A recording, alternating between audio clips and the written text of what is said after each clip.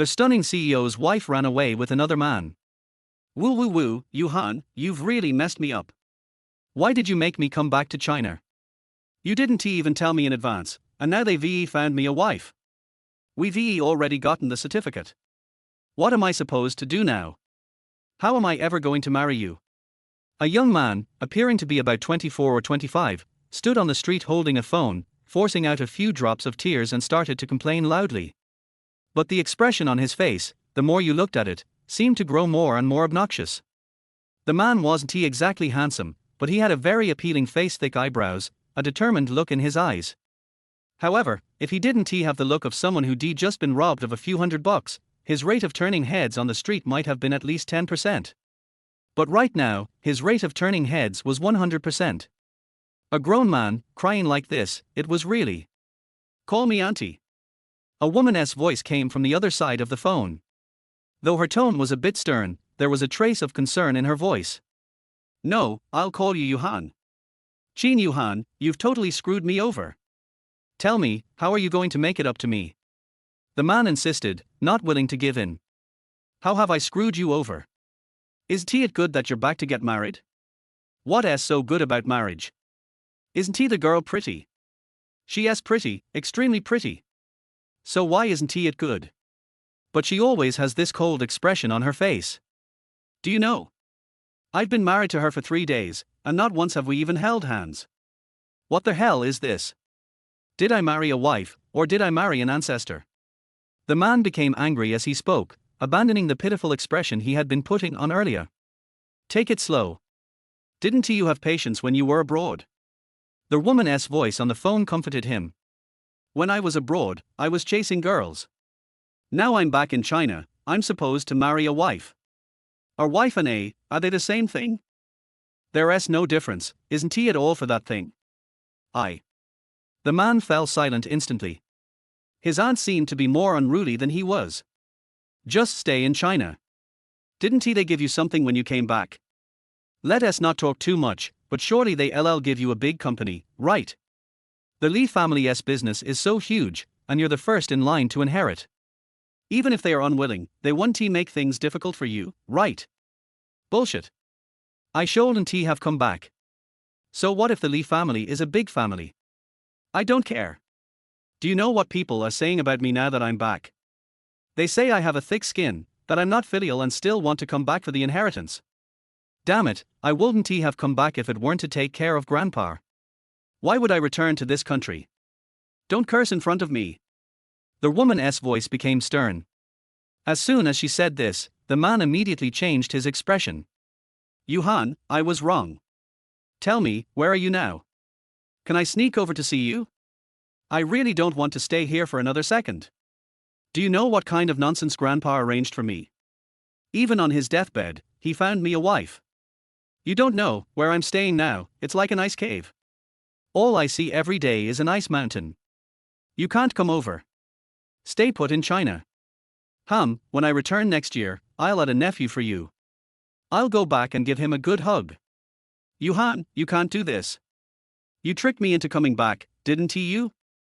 Look at me, I'm all alone in China, with no one to turn to, no money. If you don't take me with you, I'll end up on the streets. You're the son of the Li family. Can they let you starve? Bullshit, the son of the Li family. Don't curse. Okay, I won't say it anymore.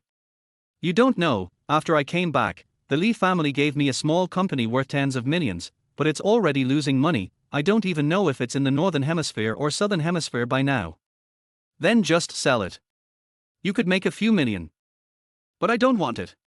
Who wants that crappy company? Okay, I'll transfer 50,000 to your account. There isn't much to spend in China, so that should be enough for you. Just be good. I have something else to do, I'm hanging up now. Hello? The man shouted into the phone, but got no response. He had no choice but to hang up helplessly. Just be good, it's like I've just come out of prison. The man, named Li Qian, was 24 years old. He was the heir of the top Li family in Yangjing, but had no real standing. He had been taken abroad by his aunt, Qin Yuhan, when he was young. With no roots in China, after his grandfather passed away, the Li family's wealth had nothing to do with him. In the end, he was left with a company that was losing money, which he didn't even bother to accept. What upset him the most was that, on his grandfather's deathbed, he had arranged a marriage for him. As soon as Li Qian returned to China, he was immediately dragged to the registry office to get his marriage certificate. They hadn't even had their wedding yet, but he was already married. After the funeral, he followed his wife to Jiangsu City, where they lived in a villa that his wife had bought. Walking on the street, Li Qian sincerely didn't want to go back to that house. His wife, Lin Yi, was, in his words, an extraordinarily beautiful woman. From the moment he laid eyes on her, Li Qian was stunned. Her ash-colored hair, slightly curled bangs, a stunning face that seemed almost unreal, and a body that perfectly matched the golden ratio, everything about her was flawless. But this woman was cold and distant towards him. They had been in Jiangsu City for 3 days, and in total, they had exchanged no more than 5 sentences. However, all journeys must end, and half an hour later, Li Qian found himself at the villa door. Son-in-law is back. Hello, Wang Mar. Wang Mar was Lin Yi's nanny, who had been with her for many years, taking care of her since childhood. Now, Lin Yi was the CEO of a company, probably with a considerable amount of money. How much exactly, Li Qian didn't know. He had heard that she was a strong woman in the business world. When Li Qian entered the villa, Lin Yi was sitting on the sofa, reading a magazine. Li Qian didn't know exactly what kind of business her company was involved in, but he occasionally overheard that it was related to fashion brands, and the magazines she read were mostly of that type. Don't you have work today? As soon as he came back, Li Qian immediately asked. To be honest, he did want to improve their relationship. Lin Yi had no flaws and fit his criteria for a spouse perfectly. It was just that Lin Yi had always been cold towards him. No matter how many times he tried, it felt like hitting a soft cotton pillow. Millimeter. Lin Yi didn't even look at him as she spoke, and her voice came out through her nose. Oh, honey, we're short on money lately. Can you spare some? Li Qian asked in a small voice. He was really upset. When had he ever asked a woman for money? Yuhan? Was she even a woman? But right now, he really had no choice. He had only $1 left in his pocket. Yuhan had tricked him into coming back to China, and he hadn't brought any money with him. All the money he had was managed by Yuhan, and his small savings had run out after some expenses. He, the heir to the Li family, one of the richest families in the world, was now asking a woman for money. Lin Yi found it quite ridiculous. Her parents had sacrificed everything to marry into the Li family, hoping to get close to such a big tree, but they never expected that the Li family heir she married would be a man who asked his wife for money. You're living off me, eating my food, staying in my house, and now you want money? Let me tell you, there isn't a penny for you. If you want money, go find a job. Lin Yi put down the magazine, said that, and headed upstairs. Li Qian felt his face flush with embarrassment. Being looked down on by a woman like this, he felt so humiliated. Yuhan, it's all your fault. Next time I see you, you'll see how I punish you. He could only endure the humiliation. Li Qian had long gotten used to it. Arguing with Lin Yi? Forget it. She was like an ice mountain, and he was already defeated. Find a job, huh? I don't believe that a living person can't make it through this. After muttering these words, Li Qian turned around and walked out. Son-in-law, it's almost lunchtime. Why don't you stay and eat before leaving? No need, I don't want people to keep saying that I'm always eating her food, living in her house, and still can't find a job. I'm not coming back. Lin Yi stood by the window, watching Li Qian leave, and fell into silence. This was the man she had married. What was the difference between him and a hooligan? He had crude behavior and rude speech. How was he worthy of her? At this moment, Lin Yi could easily list 100 or 1,000 reasons why Li Qian was wrong for her. As the saying goes, when you hate someone, every little flaw is magnified 1,000 times. Right now, Lin Yi's feelings for Li Qian were exactly like that. After who knows how long, Wang Mar's voice came from downstairs. Miss, it's time for lunch. At the dinner table, Wang Mar looked at Lin Yi's expression, still cold and indifferent as always. Miss, actually, your husband isn't a bad person. Wang Mar, if you have something to say, just say it. You've been with me for so many years, why do you still need to be so reserved? Linny said without even lifting her head. Miss, I just wanted to say that your husband is actually a good person. A couple of days ago, while you were at work, he helped me clean the room and said that since I'm older, I don't need to do heavy work. Even though I hope you can find a husband who can help you in your business, I still care more about whether he is good to you. I've seen how hard you've worked over the years, but I can't do much. I can only take care of your daily life. Since you two are already married, why can't you get along well? I think your husband is a good person and considerate. Okay, eat your meal. Don't talk about this anymore. Before Wanmar could finish, Linyi immediately interrupted her. No matter how good Li Qian was, he was not good enough for her. Her man had to either be extraordinary or a genius. Li Qian, no matter how good in some aspects, was not worthy of her. Chapter 2, I really came here for the job interview. Damn it, where's the job? I can't be asked to carry bricks, can I? Li Qian, in the scorching heat, was walking along the streets of Jiangsu City. He passed by several job postings, but most of them were for restaurant servers, salespeople for real estate agencies, and some small companies looking for sales staff. In short, none of these jobs were suitable for Li Qian. Suddenly, as he passed a 30-story office building, he noticed a recruitment notice downstairs. Qingcheng International Group. Assistant in the Public Relations Department. Isn't he the PR department full of beautiful women? Huh, they even require proficiency in French and German. What? They also want a diploma from a prestigious university. Damn it, I never even went to school. What kind of diploma are they talking about? I only grabbed an MBA certificate when I passed by Harvard. Not sure if it's any use. What is the code on that thing again? ZZ339715. It was just past 2 in the afternoon. Although Li Qian was starting to feel a bit hungry, he could still hold out. To avoid facing the ice mountain at home, he decided to find a job first. Should he go to his aunt's place? Don't make me laugh. If no one is picking up, who knows where they are? Africa is so big, it wouldn't be easy to find them, even if there were thousands of people. Okay, let us try this company. With that thought, Li Qian headed inside. It was just the right time, and a number of people were starting to enter the office building. As he watched fashionable, cosmopolitan women walk past him, Li Qian thought living in a big city might not be so bad. In the places he lived before, he could walk for a whole day and not see a single soul, let alone meet so many elegant, sexy women.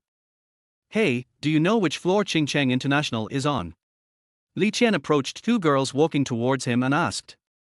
The sign outside clearly stated that the recruitment was on the 13th floor, and Qingcheng International occupied 3 floors in the building. The two girls had a unique vibe to them, probably around 25 or 26. After glancing at Li Qian, they both smiled. Are you here for the job interview? One of them asked. Yeah. Could it be that you're both employees of Qingcheng International? Li Qian guessed, judging by their demeanor. Yes, we work in the PR department, one of the more mature women replied with a smile. Though both women were beautiful, there was no hint of arrogance in their expressions. Truly elite people are proud, but they never look down on others based on appearance. Li Qian found chatting with them quite comfortable, and they even offered to take him to the interview site. After a few minutes of conversation, Li Qian learned their names. The more mature one was called Chen Yarjing, and the other, a bit more reserved, was called Xu Qingqing. Both were regular employees in the PR department. One couldn't help but admire the high-quality people who came from big companies. They had great temperaments, and Li Qian even wondered if all the beauties in China were like this. Li Qian had seen a fair share of beautiful women abroad, but in front of these women, he felt something different. All right, we have to go to work now. Just wait here for a bit. After escorting him to the waiting area, the two women waved and left. Li Qian then realized that the recruitment fair was being held in a large hall, and there were already quite a few people waiting. Hey, are you here for the PR department as well? A guy suddenly asked as he walked up to Li Qian. The man was average-looking, slightly overweight, but his clothes were impressive. Even with Li Qian's limited knowledge of fashion, he could tell that the man's outfit, though not from a famous brand, was all handmade and probably worth over 100,000 yuan. Yeah, are you also here for the interview? Li Qian asked, somewhat puzzled. People like him surely wouldn't he be interested in a small assistant position in the company. Har har, yeah. But hey, which PR department girl caught your eye? The man continued, leaning in. Li Qian was taken aback by the question. To be honest, I'm really here for the job.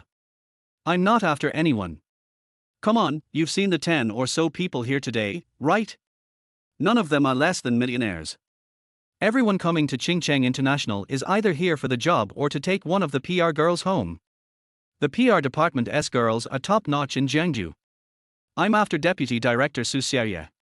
Don't be shy, tell me who you're after. The man spoke with a look of understanding, which made Li Qian speechless.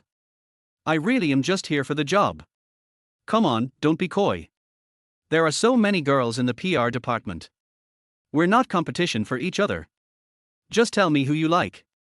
The man refused to believe Li Qian, continuously eyeing him. Li Qian didn't he know whether to laugh or cry. No one here was genuinely looking for work, which meant he had no competition, but being mistaken like this, he didn't he know how to explain. I'm serious. I'm already married. I'm just here for the job. This time, Li Qian made a final explanation, hoping the man would get the message. This guy, are you joking? Wearing a shirt made by an Italian custom workshop, and you say you're looking for a job? Who would believe that? Working here for a year, you wouldn't even make enough to cover the cost of your shirt. Oh. Li Qian finally understood why the man had assumed he was after one of the girls in the PR department. It was because of the shirt he was wearing. Indeed, it was a handmade shirt worth over 100,000 euros. Usually, very few people recognized it, but it turned out that in this city, there were some real experts. Fine, if you want to say it, I want to ask.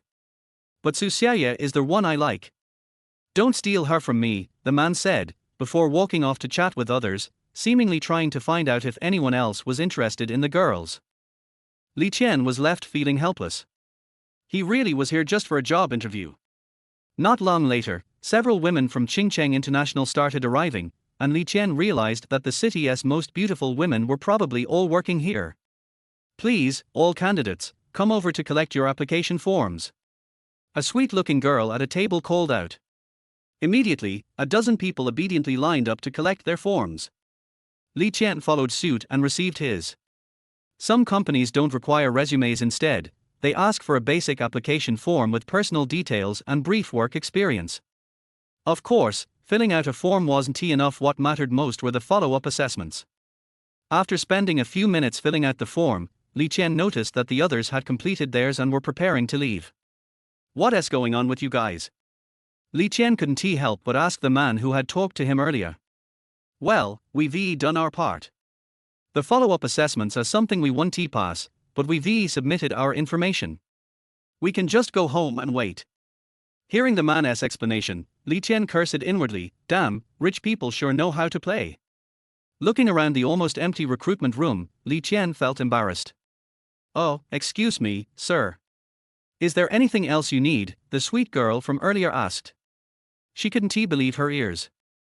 Wasn't the recruitment just a formality? Everyone knew that. Why was this guy still hanging around? It was also Qingcheng International's dilemma. Since they found out the recruitment fair had turned into a matchmaking event, they stopped caring too much about it and just sent someone over to collect the forms. To find real candidates, they had to search elsewhere. I'm here for the job interview. I want to be part of your company. Li Qian's statement was groundbreaking for the recruitment fair at Qingcheng International. When he said this, the girl was completely stunned, pausing for a few seconds. You mean, you actually want to attend the interview? She asked, unable to believe it. Yes, and I'm ready for any assessments you have. Okay, please wait for a moment. I'll go talk to the supervisor. Half an hour later, another employee from Qingcheng International came in to assess Li Qian. The woman was stunning, with an air of confidence that radiated from her. Her neatly styled hair and sharp features gave her a striking presence. Hello, I'm Su Xiaoye. Are you here to interview for the PR assistant position? She asked with a professional smile. Su Xiaoye, the one the man was after. She really was something. Li Qian couldn't help but compare her to his wife and realize they were quite similar in both looks and demeanor. Qingcheng International, what kind of company was this? Yes, I'm Li Qian, Li Qian introduced himself. All right, let us start the interview. First, we'll test your French and German. Here are 2 test papers. You don't need to be fluent, just score 60 or above to pass. While Li Qian started his exam, outside Qingcheng International, a car pulled up. A beautiful woman stepped out, and someone immediately ran to hold an umbrella for her. President, you've arrived. The PR department just called and said someone came for an interview. Would you like to go take a look? PR department. Forget it. If Li Qian had heard this voice, he would have been shocked. It was none other than his wife. Who else in the world could have such a cold, frosty voice? Chapter 3, I know too much.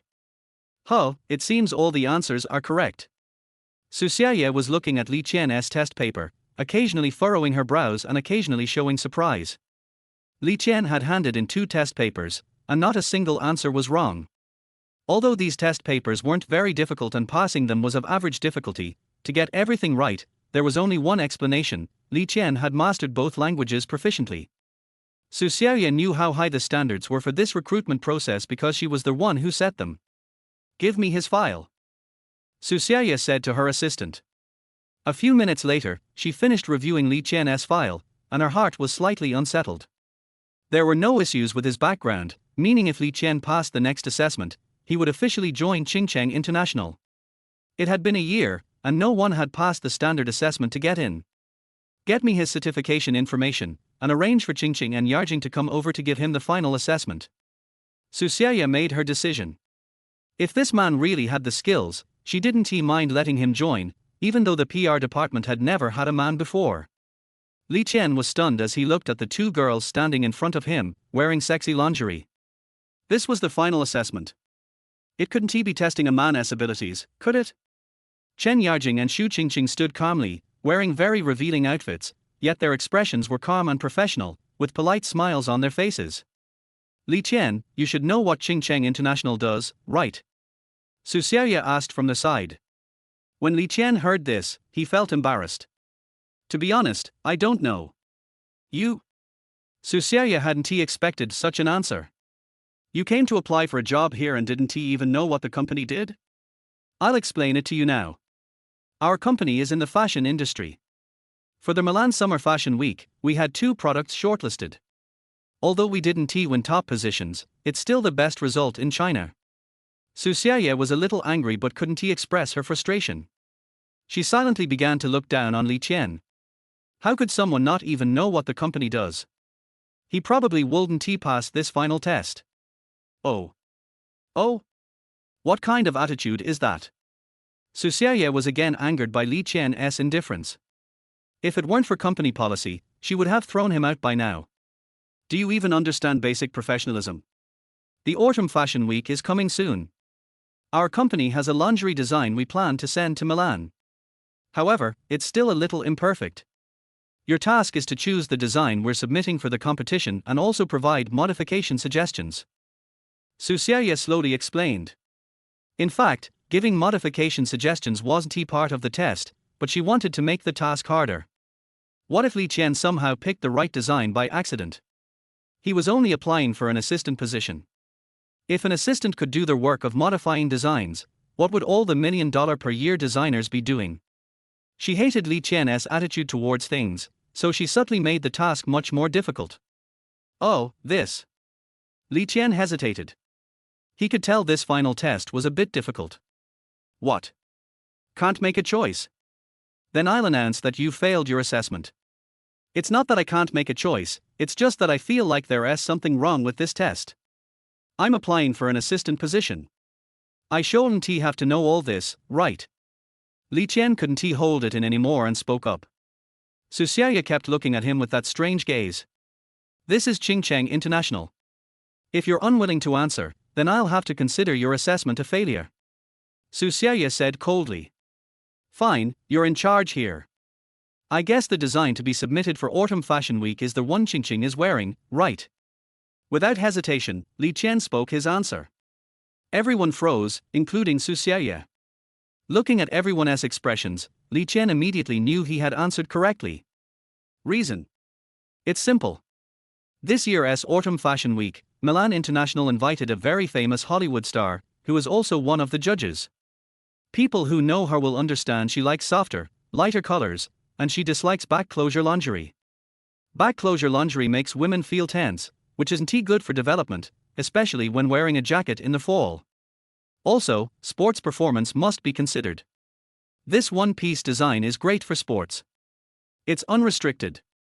So, unless Qingcheng International is stupid, they wouldn't submit the back closure design for selection, even though that piece uses the latest nanomaterials. Li Qian rattled off a long list of professional terms, leaving both Xu Qingqing and Chen Yarjing stunned. Su Xiaoya barely maintained her composure. When Li Qian mentioned all those technical terms, Su Xiaoya suddenly thought, could this man be a designer? How else could he know so much? Since you've figured it out, you must have noticed the design has some flaws. Can you propose any suggestions for improvement? Su Xiaoya continued to ask. Actually, the design is already very good. It covers the skin perfectly without causing any discomfort. However, there is one thing that has not done well, and that is the brooch. The brooch is of an ordinary size. You've forgotten that autumn is the season Italians love to be active. An ordinary brooch could shorten their time for exercise. Especially that Hollywood star, she loves tennis and rugby. She can tell right away if a piece of clothing restricts her movements.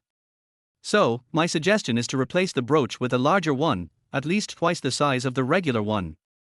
Everyone, except for Su Xiaoya and the two models, was dumbfounded. Upon hearing Li Qian's words, they were all stunned. You're a man, how do you know so much about women's lingerie? And you're just applying for an assistant position. The assistant position in the PR department is just a supporting role. Does it really require you to know so much? Su Xiaoya didn't know how to respond. Even though she wouldn't take his suggestions, what he said made perfect sense. Sometimes people just didn't think of it, but any woman should know about these things, right? Alright, congratulations, you're now part of Qingcheng International. Qingqing, Yarjing, take him to the PR department. HR will have him sign the contract. I'll go over there to give them a heads up. Su Xiaoya finished speaking and left the recruitment hall, and Li Qian had finally become part of Qingcheng International. Meanwhile, Xu Qingqing and Chen Yarjing had already put on their coats and came over to Li Qian. Li Qian, how did you do that? I think the big boss is probably really pissed off right now. Chen Yarjing immediately asked after walking up to him. Li Qian feigned ignorance and said, Huh? How could that be? I answered the question. Shouldn't she be happy? Happy? You don't know how mad you made the boss with your attitude. Let me tell you a secret, when the boss is silent, it means she is angry. I swear, I really didn't know what the company did. You didn't know and still passed so many assessments. Also, I heard you graduated from Harvard. Honestly, how much do you know? Li Qian's performance today was so surprising that Chen Yarjing had a strong urge to dig deeper. Hey, I know a lot. I'm a man of many talents. I can go to heaven or earth, and there is nothing that can stop me. Bragging.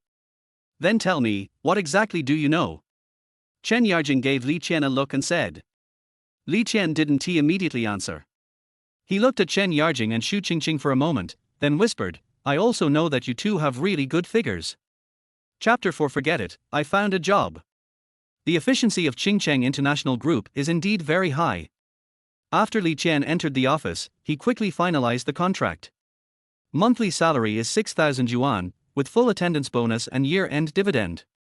Not to mention the 5 social insurances and 1 housing fund, the welfare benefits of a company of this level are definitely very good. Li Qian's office is in the Public Relations Department. The Public Relations Department is not the largest department in Qingcheng International, but it is the department with the most beauties. When Li Qian first came in, his eyes were almost blinded. There were more than 20 girls, each with her own advantages, some plump and some thin. The Public Relations Department is generally responsible for the company's public relations. For example, if the manager of a department wants to negotiate a business deal and is worried about not being able to get it, then the Public Relations Department's usefulness will be reflected. You can let the guests take advantage of some small things and drink with them, but there is no other expectation. Formal companies generally don't play with anything that is borderline.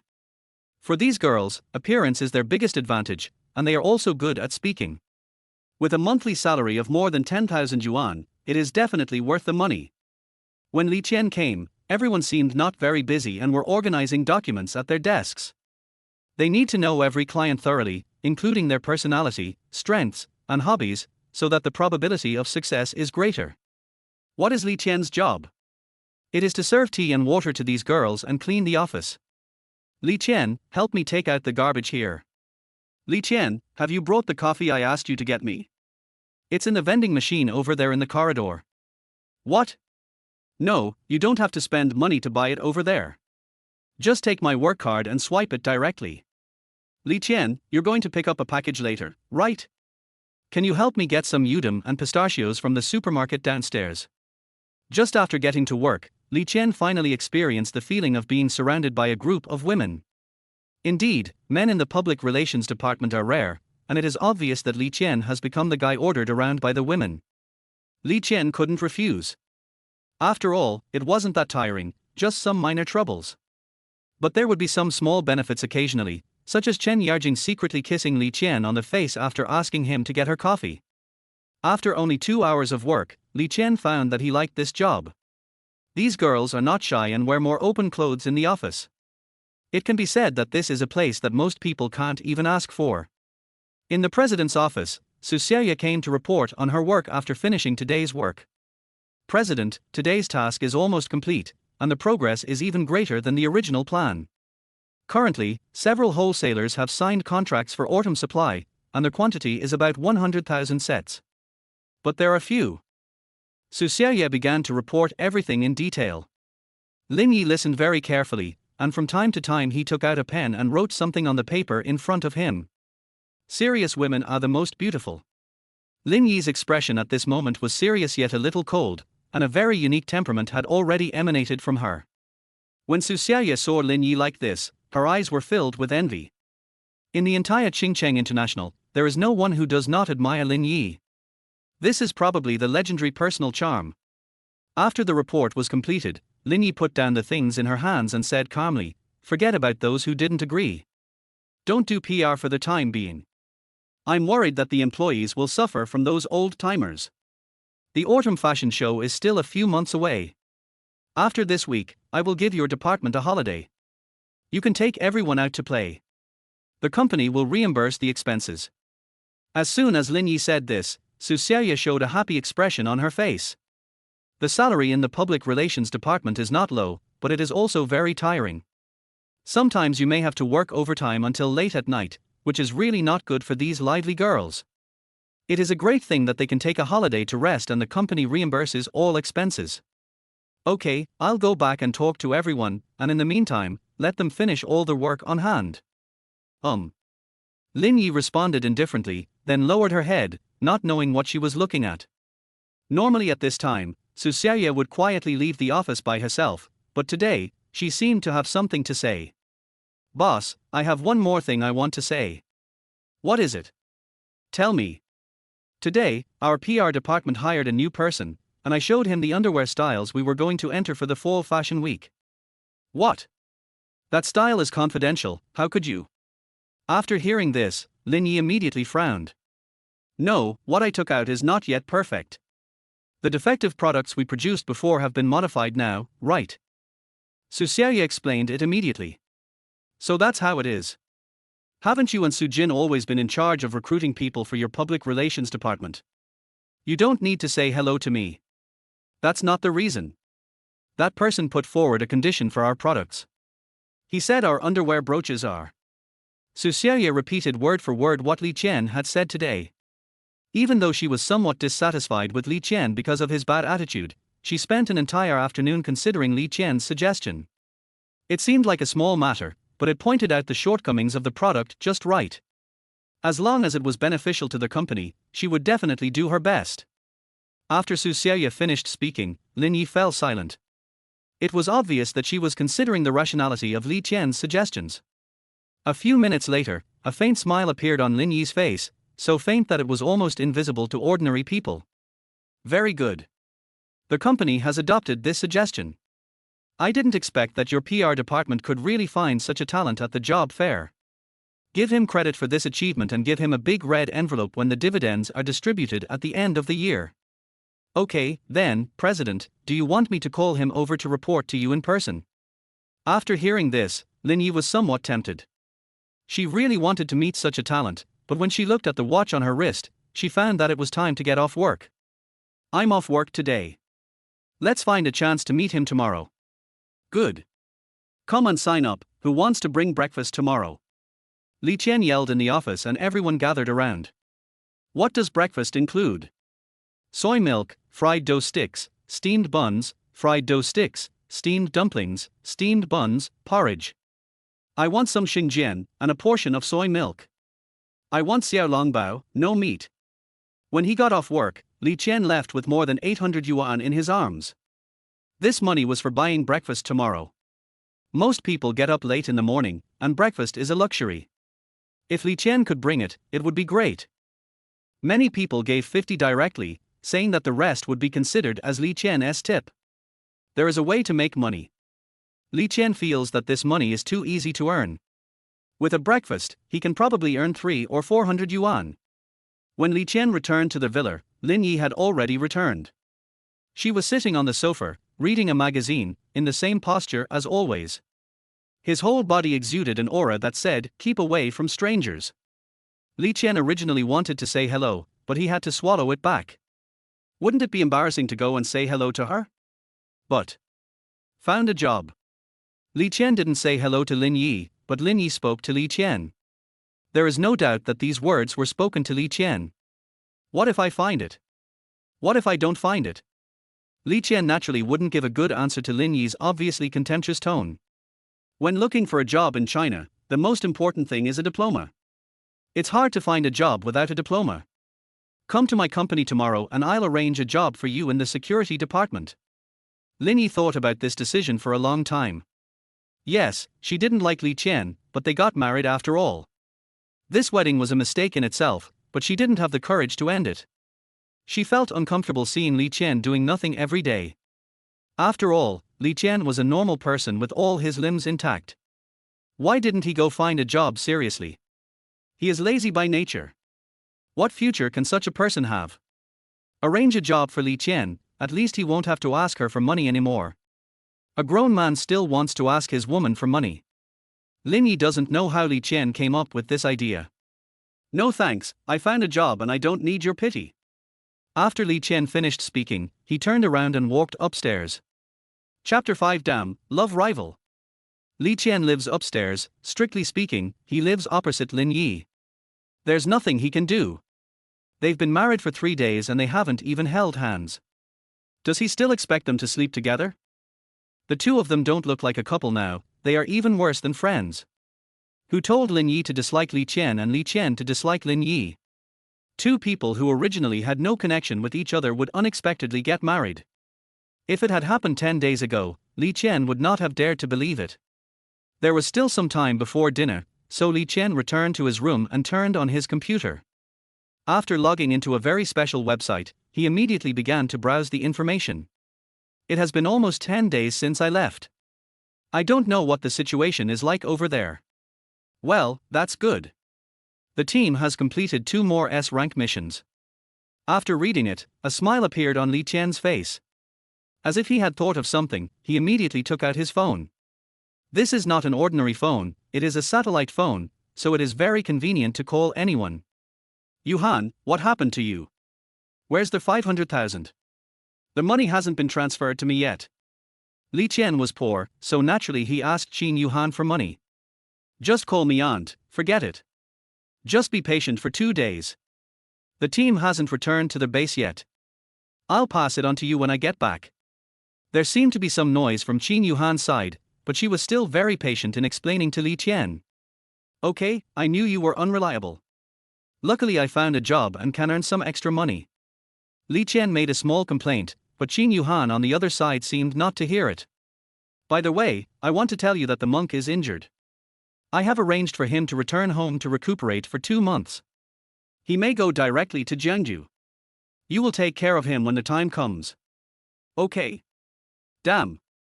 How can that monk get hurt? Yuhan, what mission did you guys accept? This news surprised Li Qian for a long time. The monk was a tough guy in their team, with a body of iron and steel. Ordinary bullets could not penetrate his skin.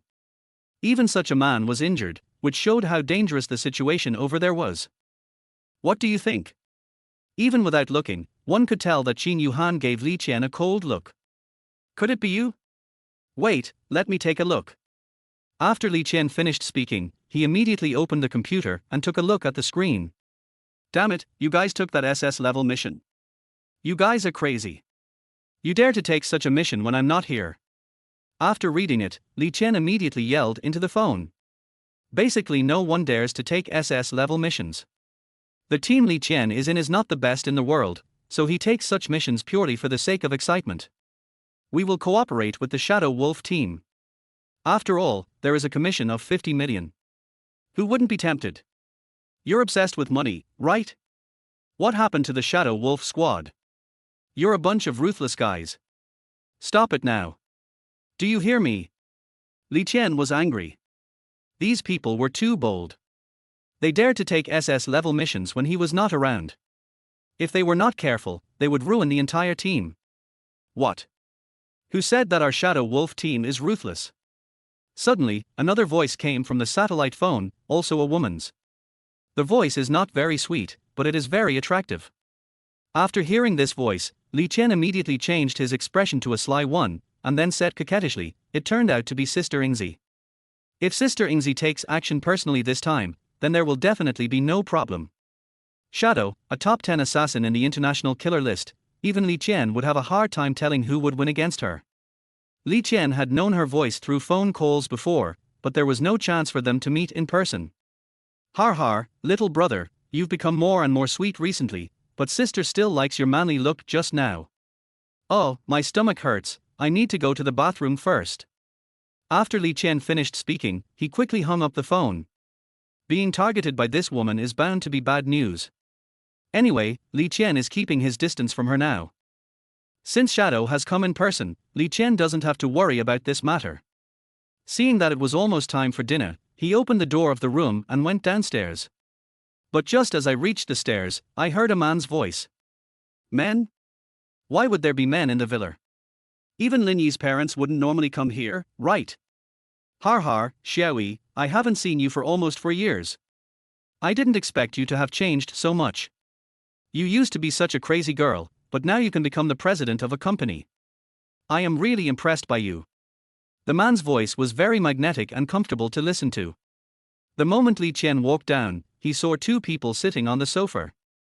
A Lin Yi, a handsome-looking man. The man had a light beard, which did not make him look sloppy at all. Instead, he looked more gentlemanly. Li Qian was not concerned about the man, but Lin Yi. Why? Because Lin Yi actually had a faint smile on her face at this moment. Damn it, I've been here for 3 days and I've never seen Lin Yi smile. What's up with this man who suddenly appeared? Yes, Li Qian knew that he and Lin Yi had no emotional foundation, but he also wanted to work on this relationship. After returning to China, he realized how happy it was not to have to live in the hail of bullets every day. From the initial resistance to marriage, he had accepted this reality after a few days, and he also wanted to try to change something. Lin Yi's attitude is the biggest key. Brother Jujun, you're joking. You left when I was a junior. I wonder where you've been all these years. Lin Yi said with a smile. She hated being called Xiaoyi the most, but she did not have any resistance to the man in front of her. Instead, a rare smile appeared on her face. Nothing much. My family made some arrangements. I have spent the past 4 years in the army. Chen Jujun looked at Lin Yi with indescribable tenderness in his eyes. The army. The training there must be very hard, right? There was actually a hint of concern in Lin Yi's tone. It was indeed a bit hard, mainly because I was not in an ordinary unit, but in our country's special forces. After a year of high-intensity training, I was sent abroad or to the border to deal with some things. In China, it seems very quiet, but the border and abroad are very chaotic, and there are often inexplicable exchanges of fire. We must remain highly vigilant every day and stick to our posts with real guns and live ammunition. When Lin Yi heard what Chen Jujun said, a look of horror appeared on her face. In her country, she had never even seen a gun, let alone fought in a war. Brother Jujun, can you tell me what happened over there? Is it dangerous? Okay, Xiaoyi, if you want to hear it, I'll tell you. There are a total of 50 people in our team, all of whom are elites among elites. We often have to be stationed on the border between you and our country. You is very treacherous and often sends small groups of troops in disguise to harass us. The two sides exchanged fire several times, and one of our comrades in the team was unfortunately killed. The biggest battle was because we were harassed too much, so our captain decided to be a little ruthless this time and not let those guys go back safely. We were chasing after 100 people, but we didn't expect that they had set a trap. When we had chased them for about 10 miles, more than 1,000 enemies appeared all around us. We were surrounded, and even the radio signal was blocked. Our team of 50 people was isolated and helpless. Chen Jiajun is like an orator. Not only does he have rich facial expressions, but his voice is also very attractive. He seemed to have completely entered a certain state, and Lin Yi, who was standing next to him, inexplicably had some other emotions in her eyes when she heard Chen Jiajun say these words. We ran out of bullets, but we only killed more than 200 enemies, and more than 30 of our teammates had fallen. At this moment, I suddenly heard our captain shouting, and then I saw our captain rushing towards me. The next moment, a howitzer exploded next to me, and a large amount of dust directly buried me, and the captain was lying on top of me at this time. I saw the shocking wound on the captain's back, large pieces of flesh and blood were blown open, and even the bones inside could be seen. It was the captain who saved my life that time. In the end, our reinforcements arrived, and only 3 people from our entire special brigade survived. I kowtowed to our captain heavily. It was him who gave me the chance to survive. I will never forget him in my life, and I will always. Shut up. Just when Chen Jiajun was brewing his emotions, a discordant voice suddenly came. After hearing this voice, both Chen Jiajun and Lin Yi frowned. Li Qian walked down the stairs with red eyes. He was barely a magnanimous person, and even though Lin Yi's attitude towards this man was hundreds of times better than his own, he didn't have any thoughts. But when he heard this man boasting about his merits and honors here, the memories buried in his heart slowly emerged. Har har, 50 people chasing 200 people. They were surrounded. In the end, they killed more than 200 people. The story is not written like this. Xiaoyi, who is this? Although Chen Jiajun was unhappy about someone interrupting his speech, he still controlled his emotions and maintained his composure in front of Lin Yi. Lin Yi seemed a little flustered at Li Qian's sudden appearance. After all, she is still a conservative woman. Since she is already married, she shouldn't get so close to other men, even if this man is someone she had a crush on at the beginning. He is. I'm her husband. Li Qian stood up and said something directly. After saying the word husband, Chen Jiajun's expression changed obviously. Sir, please respect yourself. Xiaoyi is a girl. You are insulting her reputation by saying this. I want you to apologize to Xiaoyi immediately. Chen Jiajun stood up gracefully and said something to Li Qian. Har har, apologize. Your name is Jiajun, right? How can you call my wife by her nickname? I order you to apologize to my wife right now, otherwise I don't mind kicking you out right away. Chapter 6, Bullshit. You? Chen Jiajun was choked by Li Qian's words and could only turn his head to look at Lin Yi. Brother Jiajun, he is really my husband, his name is Li Qian, and we are already married. Lin Yi almost said these words with her head down. It was obvious that it was still very difficult for her to say the word husband. This time, Chen Jiajun's face became even uglier. Damn, the slap on the face made a loud noise. However, Chen Jiajun was able to control his emotions and said with a fake smile, "It turns out to be Mr. Li. What a misunderstanding. I'm sorry. It's okay for you to misunderstand me, but I don't want you to tell lies like that to my wife. She is simple and has not seen much of the world. She may trust you a lot, so she will believe whatever you say." Li Qian's emotions had not yet calmed down. It was only when he saw that Lin Yi seemed to value this man very much that he held back from saying anything unpleasant. Li Qian's words made Lin Yishuang's face turn red. Has she never seen the world? But Chen Jiajun frowned. Mr. Li, what do you mean by this? What do you mean? Those things you just said were all false. You made them up completely by yourself. Do you really want me to expose them? Mr. Li, I respect you as Xiaoyi's husband, but please respect yourself a little. You said that what I just said was all made up. Did my 4 years of military life go to waste? Xiaoyi, it seems that your family doesn't welcome me. I'll ask you to come out next time. After saying that, Chen Jijin turned around and prepared to walk towards the door. Seeing this, Lin Yi immediately stood up and said, Brother Jijin, don't take it to heart. He is just talking nonsense. I believe you. Lin Yi pursed her lips and said these words. And these words were like a bolt from the blue to Li Qian's ears. Chen Jijin smiled. Lin Yi was still the same Lin Yi who admired him back then. She would always stand on his side at times like this, even her husband didn't he give her face. Li Qian also smiled, but there was so much bitterness in his smile. In my eyes, everything you said is just playing house. On the battlefield, no one is so great as to risk his own life to save his teammates. Please don't make yourself sound so noble and great. Everything you said is just a fairy tale.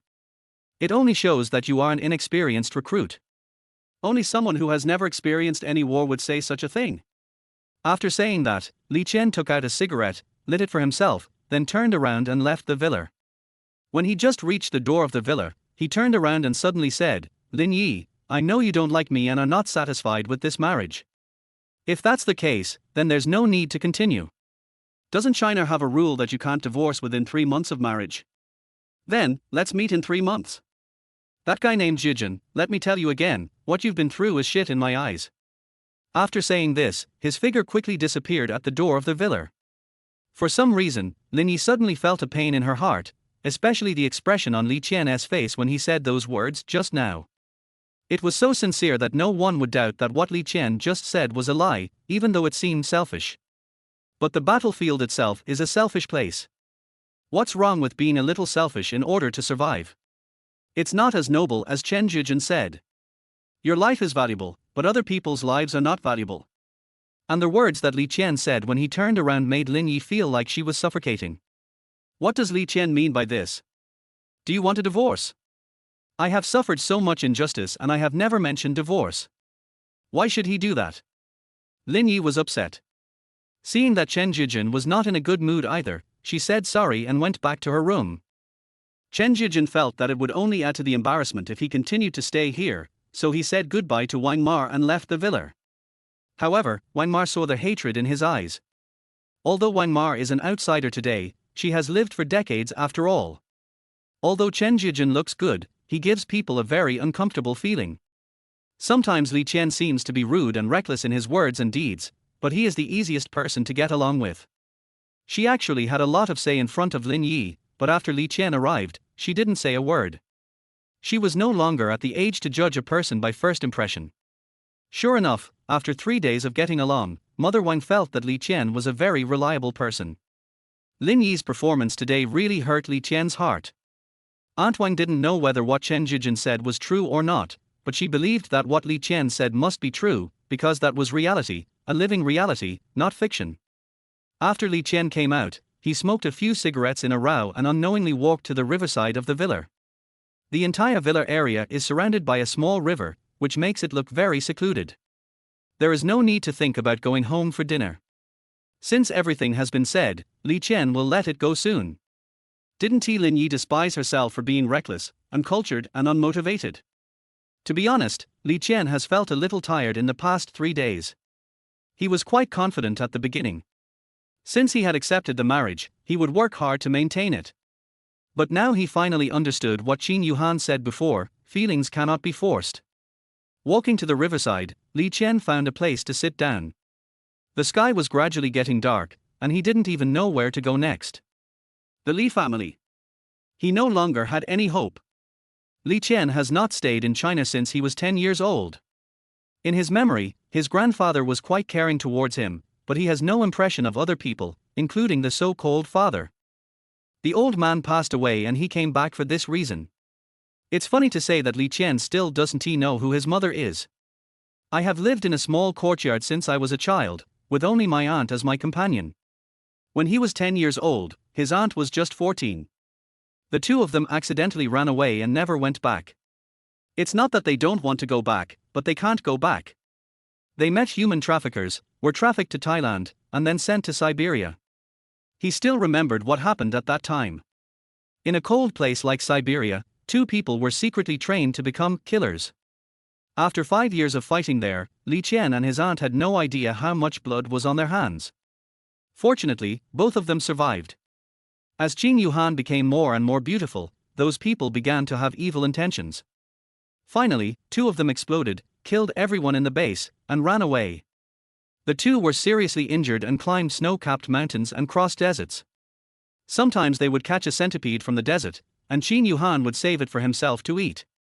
At that time, in Li Qian's eyes, Qin Yuhan was the sky that supported him. Later, the two men fled for a whole year, killed countless waves of people who were chasing them, and finally came to Africa, a place where fists are everything and force is supreme. 10 years later, the two had their own mercenary team, and Li Qian also made a name for himself. Demon King, this is the name given to him by the mercenary team on the African savannah. He broke into a tribe alone, assassinated more than 30 people and escaped unscathed. No one else there could do this. But just a few days ago, Qin Yuhan suddenly asked him to return home because she received news that the old man of the Li family had passed away. Li Qian asked Qin Yuhan more than once who his mother was, but Qin Yuhan only said one sentence: "She is dead." Isn't it? There is not even a trace left in my heart. Is this any different from being dead? Father? Har, Li Qian never considered him as a father. Can a father watch himself being bullied by the same child? Thinking of this, Li Qian suddenly felt his nose a little sour. Like a fallen leaf, where is its final destination? Chapter 7 Tang Wan. At around 10 o'clock in the evening, Li Qian had already been standing by the river and smoked a whole pack of cigarettes. He hadn't eaten all day. He was irritated by Lin Yi at noon, and they completely fell out in the evening. Although living in the villa was an unprecedented experience for him, and he gradually came to like it, since he could not force it, why should he give up his last bit of dignity? Lin Yi does have the capital to be proud, but she is not a wimp either. Although Li Qian has lost his sense of shame after so many years of training, he still has a strong sense of self-esteem. Unless Lin Yi came and begged him to go back, he would never step into the door of that villa again. Just when Li Qian was about to buy cigarettes, he suddenly saw a car parked by the bridge, a fiery red sports car. This sports car worth about 3 million yuan was not enough to attract Li Qian's attention. What really attracted him was a woman standing next to the sports car. Wearing a fiery red leather jacket, her perfect figure is fully highlighted, and her whole body exudes a mature aura. Even with just one glance at this figure, Li Qian made his judgment that this was a top-notch woman. Wearing all red, he stood out against the sports car. If the villa wasn't occupied by wealthy people and there weren't many people around, it would have attracted a lot of attention. The woman skillfully took out a lady's cigarette from her pocket and lit it. She pursed her red lips and then exhaled a light puff of smoke. It was at this moment that Li Qian saw the woman's face. It was very white and delicate, with a high nose bridge and just the right amount of phoenix eyes. She was indescribably charming. However, her slightly wrinkled brows showed that she was not in a very good mood at the moment. "Beautiful lady, can I borrow a cigarette?" Li Qian walked over and said something with a smile. Li Qian acted frivolously because he was attracted to this beautiful woman. When abroad, they often dated women in bars. They called this behavior hunting, and today Li Qian wanted to go hunting for the first time after returning to China. The woman seemed not to have heard anything and continued to look straight ahead, without making any response to Li Qian's words. But is Li Qian the kind of person who gives up just because he says so? It is obvious that this woman is in a bad mood at this time. According to his many years of experience, this is the easiest time for other men to take advantage of the situation. When he came to the woman, Li Qian suddenly found that she was very tall. With her high heels on, she was almost 180 centimeters taller than him, or at least over 175 centimeters tall. "Beauty, what are you looking at?" The woman still didn't respond. "Beauty, your high heels are so beautiful, can you tell me where you bought them?" Cluck. The woman finally responded and laughed softly. "That's right, you look very pretty when you smile, much prettier than just now." Li Qian was not polite at all. He leaned on the railing and stood face to face with the woman. "I have to say, your pickup skills are pretty lame." The woman's voice was very pleasant to the ear. To a love veteran like Li Qian, he could even hear a different kind of charm in her voice. "Skills are not important, success is enough. My name is Li Qian, what's the name of the beauty?" "Logan." The The woman did not refuse and directly said her name. Logan? Well, what a good name. It suits you very well. Li Qian exclaimed sincerely, this name is indeed very good, at least on the same level as Lin Yi. Li Qian often heard names like Wang Cuihua and Wang Dafeng abroad. Now he felt that names like Lin Yi and Tang Wan sounded enjoyable, not to mention that both of them were absolute beauties. Seeing Li Qian's expression, Tang Wan frowned and asked, "You don't know my name?" "I know, Logan, didn't you just say that?" "What about before?" "You didn't know before." Tang Wan was very surprised. In this villa area, there were very few people who didn't know her name. Even in Jiangju, people with some status would surely say, "So you are Miss Tang Wan. Nice to meet you." Tang Wan once thought that the man recognized her, so he wanted to come over and talk to her, but looking at his expression, it seemed that he didn't know her before. "Oh, do I have to know this before?" Li Qian was a little puzzled. Is this woman famous? He had only been back home for a few days, and only 2 or 3 people knew her. If you live in this villa area, you must know this. When Tang Wan said this, there was a hint of pride in her tone. I do live here, but I didn't know it before. Li Qian was really embarrassed to say this, after all, it would embarrass the beautiful woman. However, Tang Wan's tone when she spoke just now was too confident. Does everyone in the world really have to know your name? Then why did you come over to chat with me? Tang Wan was surprisingly not angry. In fact, she was just testing and finally came to a conclusion. That is, Li Qianjin didn't know her, so this time he approached her. Can't I borrow a cigarette from you? Li Qian pointed at Tang Yang's hand and said. These are ladies' cigarettes. Are you used to them? When there's no cigarettes, I can even roll up leaves and smoke them. What do you think? As soon as Li Qian finished speaking, Tang Yang threw the cigarette in her hand into his arms. He opened it skillfully and lit one for himself. Very light, with a subtle minty scent. For someone like Li Qian who is used to smoking strong cigarettes, this smell is actually very unpleasant. Seeing Li Qian's expression, Tang Wan smiled and said, "Why, aren't you used to it?" "A little, but I need cigarettes now, so I'll just make do with it." After hearing this, Tang Wan smiled without saying anything, turned around, opened the car door, took out a pack of men's cigarettes and handed it to Li Qian again. "Take this." "Huh? You actually prepared this kind of cigarette?" "My husband smokes it." "Well." Li Qian didn't expect that this woman was already married. No wonder she looked so mature, she turned out to be a young woman. "What? Judging from your expression, you seem a little surprised. Or maybe a little disappointed." Tang Wan seemed to know a lot about men, and sometimes she could tell what they were thinking just by looking at their expressions. "Disappointed? Why should I be disappointed?" Li Qian asked back. "What's disappointing is that a young woman like me is not so easy to be coaxed into bed by you, right? I don't have such thoughts. I came here today simply to borrow a cigarette from you."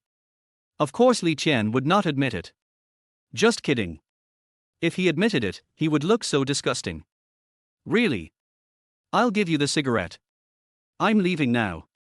After saying that, Tang Wan opened the car door and prepared to get in. Li Qian took a look and realized that this woman was really leaving. Thinking of this, Li Qian went straight to the car door and blocked it with his hands. "Okay, I admit it. I just want to pick you up. Do you want to give me this chance?" "Damn it, you've already said it out. Even if I admit it, what can I do? We don't know each other anyway. Let's just go all the way." Chapter 8 Lin Yi's helplessness. When Li Qian said such blatant words, there would generally be 2 situations. If the woman had an idea, she would just agree and say, "Handsome guy, get in the car," and then the 2 of them could go do what they were supposed to do. If the woman was disgusted, she might just slap Li Qian and then drive away. But Tang Wan belongs to the 3rd type. She laughed. Hee, little brother, I'm not that easy to woo. Why don't you tell me your identity first, and then I'll consider whether to agree to it." "Identity? What identity? I just had an argument with my wife and I was upset. I just wanted to find a place to vent. Do I need an identity for this?" Li Qian said in confusion, "Does dating a beautiful woman in China still require this kind of procedure? I've never heard of it." The woman stretched out her slender fingers, slowly grabbed Li Qian's shirt, and gently stroked Li Qian's body a few times. Li Qian was so excited by this action that he thought something might happen between them. Suddenly, Tang Wan said, "This is a handmade shirt from Missy Workshop, and it's a limited edition this year. You can wear a shirt worth 280,000 euros. Do you think I believe that you just want to date me? Your sincerity is not enough. I have something else to do tonight, so I won't play with you." Well. Li Qian watched Tang Wan drive away, then looked at his clothes. Damn, am I that high profile? This dress is basically unrecognizable abroad, but it has been recognized twice today. Well, so what if he recognized me? There's one thing you don't know, my buttons are real diamonds from South Africa. After Li Qian finished speaking, he continued to squat by the river with a cigarette in his hand, bored. Once words are spoken, they can be taken away. If he says he won't go back, he won't go back unless Lin Yi comes to beg him. Look, he is waiting for Lin Yi to come and beg him. It's okay if she doesn't beg, but just saying sorry will be fine, right? But just waiting is not a good idea. Li Qian suddenly thought of someone, and then made a phone call with a smirk on his face. "Hello, father-in-law, yes, it's me, I'm Xiaoqian." "Nothing, it's just that Xiaoyi had a friend over today, his name is Jijin." "Chen Jijin?" "Yes, that's Chen Jijin. That guy didn't like me, so I had a quarrel with him. Maybe Xiaoyi has a good relationship with him, so she helped him to say a few words to me. Father-in-law, I'm really not complaining. I know Xiaoyi is not happy with this marriage. Do you want me to go to the Li family to talk to her?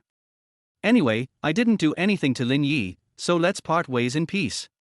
I know this is what Grandpa meant, but things are in our hands. We can't make ourselves suffer because of an old man's last wish. You don't know, I haven't eaten all day today, and I'm still outside in the cold wind." "No, it's not her fault. It's my fault, really." Okay, don't be angry with her. No, there's no need for her to apologize to me, let alone come to pick me up. I'll just stay by the bridge for a while. Finally, after hanging up the phone, Li Qian had a look of success on his face.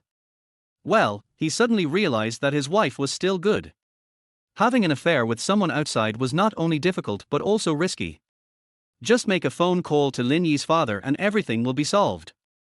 At this time, Lin Yi was in a daze in her room. After Li Qian left, she didn't eat dinner either. Perhaps the words Li Qian said and the expression he showed touched a soft spot in her heart. In short, she felt very upset. 2 hours had passed and Aunt Wang had brought the food to her room, but she had no appetite at all. Just at this moment, her cell phone suddenly rang. If it was someone else, she could just hang up, but the words Lin Zheng were displayed on the phone screen. Yes, she did not note her father as Dad, but his name. "What can I do for you?" After the call was connected, Lin Yi said something coldly. "What on earth are you doing? You've already married Li Qian, why are you still associating with Chen Jijin? Even if his Chen family has some strength, so what? Can it compare with the Li family? Lin Yi, do you dislike me and want to destroy my Lin family?"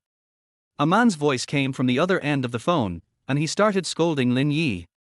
"Brother Jijin and I are just what? Brother Jijin, I'm telling you, don't contact Chen Jijin anymore. Once you become the daughter-in-law of the Li family, you should stay here honestly. You can let Li Qian manage all the company's affairs, and just stay at home and be a good lady. Why? I have worked so hard for so many years to develop this company to this point. Why should I hand it over to him?" Hearing this, Lin Yi's anger also burst out. Just because he married her? Just because he was a member of the Li family? Was he going to give up the fruits of her hard work for so many years? In her heart, Lin Yi silently added, "Is he worthy?" Why? Because you are now the young lady of the Li family. You are a small company with tens of millions of dollars and less than $1 million in working capital. How dare you say that? What's wrong with less than $1 million? I built this up bit by bit. Your Lin group is big, but isn't it inherited from my grandfather? Lin Yi retorted without backing down. Are you going to piss me off to death? Fine, I don't care what you say. In a word, go apologize to Li Qian right now and ask him to come back to me. I'm discussing a big deal with the Li family. If the news between you and Li Qian gets out, not only will the business be ruined, but my Lin group will also be in trouble. The Li family is more than just money. It's not that simple. Lin Yi's father found that harsh words were of no use, so he had to start explaining the pros and cons. But Lin Yi is also stubborn, and if she says she won't go, she won't go. It's best to let the Li family know. Anyway, I never agreed to this marriage. Lin Yi, please let me beg you, okay? As your father, please let me beg you, okay? Even if you feel wronged, just bear with it for a while, it will be considered as helping me. I can't help you with your business. What do you want from me? Can I kneel down and beg you? No need, I don't want it. Xiaoyi, just help your dad this time. Suddenly, a woman's voice came from the other end of the phone. When Lin Yi heard it, tears flowed down on the spot. Mom, Good boy, I know you've been wronged by this matter, but what can I do? It's my fault. Mom, don't say that. It's not your fault, really. It's my fault. I was willful. I promise you, I will go and find him. If he doesn't come back, I will beg him. As she spoke, Lin Yi's tears began to flow. He could ignore anyone's words, but he couldn't care less about his mother's words. Just because she was a girl and her mother never got pregnant again after giving birth to her, the old man of the Lin family found a younger wife for Lin Zheng. Although the law does not allow it, the Lin family is rich, so what does this matter in order to give birth to a boy? Sure enough, the second wife soon gave birth to a boy for Lin Zheng. From then on, Lin Yi no longer had any status in the entire Lin family, and her mother was also implicated. Otherwise, she would not have been so helpless in the marriage and directly married Li Qian. It can be said that Lin Yi's aggressive personality when she was young was influenced by these environments. But later, she became more mature and more reserved, and she would no longer easily express some emotions. But today, she couldn't help it after all. After hanging up the phone, Lin Yi looked at the scenery in the distance through the window and vaguely saw a figure beside the bridge. Li Qian, I really underestimated you. For a man to be so stingy, you are even more spineless than I thought. Chapter 9. How is my Xiaoyi? Lin Yi currently has only one solution, which is to call Li Qian back. Yes, she admitted, even if she looked down on this man, he was still someone she couldn't afford to offend. The Li family is a name that makes the Lin family tremble.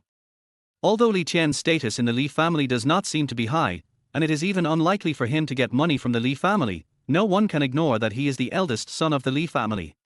If the Li family knows about it, even if it is just for the sake of the Li family's face, this matter will explode and cannot be resolved peacefully. Li Qian was standing not far from the villa and could see what was happening at the door. When Lin Yi opened the door and walked out, he had a smile on his face that showed he had succeeded in his conspiracy. However, when Li Qian saw Lin Yi rushing towards him with an angry look on her face, he still felt very uncomfortable. Li Qian, what on earth are you going to do? Do you think I, Lin Yi, am easy to bully? Do you think that just because you are a member of the Li family, you can play with me at will? Lin Yi came in front of Li Qian and immediately started yelling at him. At this time, Lin Yi's eyes were a little moist, and she felt unprecedented grievance. Why would this man humiliate me like this, run away from home, and I have to come here and invite him back? What does he take himself for? Hey, it doesn't make sense for you to say that. What's going on with that man at home? Do you think I, Li Qian, am easy to bully? I'm still at home, and you're so unscrupulous. If I'm not at home, I'll be cuckolded. Li Qian was in a very bad mood after being scolded by Lin Yi right away. Since he called Lin Yi's father, it has already reflected one thing from the side. He has bowed his head, and he just needs Lin Yi to come over and give him a way out. He can pretend that this incident never happened. If he wanted to take revenge on Lin Yi, why did he do this? He left directly. I believe that after the Li family knew about it, the entire Lin family would be uneasy. It can be said that Li Qian has taken great care of Lin Yi, but he just wants to retain a little self-esteem while doing so. Is there anything wrong with him doing this? Unexpectedly, Lin Yi came up and said nothing, and immediately started yelling. What? Her voice is louder than mine. There's nothing going on between me and Brother Jijin, you're talking nonsense. When Lin Yi heard what Li Qian said, she immediately began to refute it.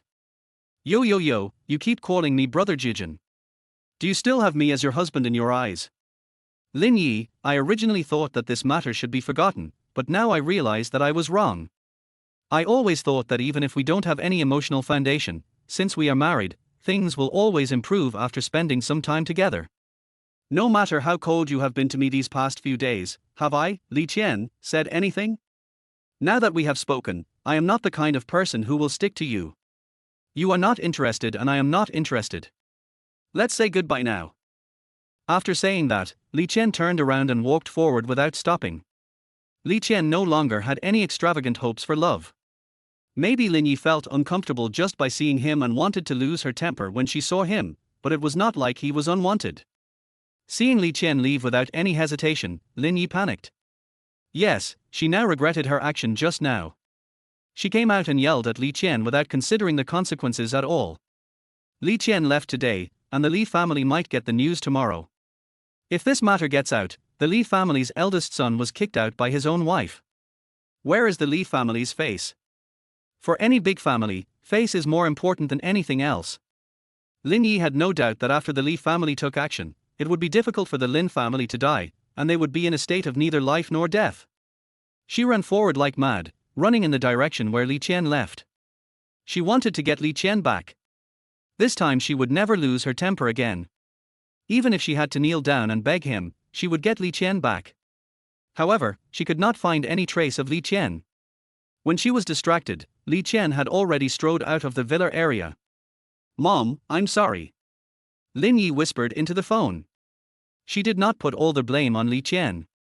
She said that she was too impulsive and could not help but say a few words to Li Qian. As a result, Li Qian left angrily and she did not find him. Upon hearing the news from his daughter, Lin Jing almost threw the phone on the spot. He even wanted to scold Lin Yi, but he couldn't help himself after looking at his wife beside him. Even though Lin Jing married a second wife, he still loved his original wife very much. Well, I'll think of a way to deal with Xiao Qian. It's already late today. Go to the villa tomorrow and have a good talk with Xiao Yi. Ask her to put away her temper. Her little pride is nothing in the eyes of the Li family. After saying that, Lin Jing left the room. He couldn't sleep tonight. Li Qian walked onto the street, wanting to find a place to vent his anger, but suddenly the phone rang. Li Qian felt embarrassed to not answer Lin Jing's call. "Xiao Qian, where are you now?" As soon as the call was connected, Lin Jing asked. "Nowhere, just wandering around on the street." Since he had completely broken up with Lin Yi, Lin Zheng was no longer his father-in-law, and Li Qian spoke in a casual tone. But this already made Lin Jing feel very satisfied. Even though his daughter treated him like this, he didn't get angry with him or hang up the phone. "Which road is it?" "Xiao Qian, I know everything that happened just now. Xiao Yi was wrong. How about I, as her father, apologize to you on her behalf?" "No, please don't. You are my elder, how can you apologize to me? Besides, this matter is not entirely her fault. Maybe it was a mistake for the two of us to be together. Since it is a mistake, it is a good thing not to continue." What Li Qian said this time was true. "Xiao Qian, why do you have such an idea? Let me ask you, how is my Xiao Yi?" "What do you mean?" "Looks, body shape." "That's true. Isn't that right? I'm not bragging, but it's probably not easy to find a girl like my Xiao Yi in this world, right?"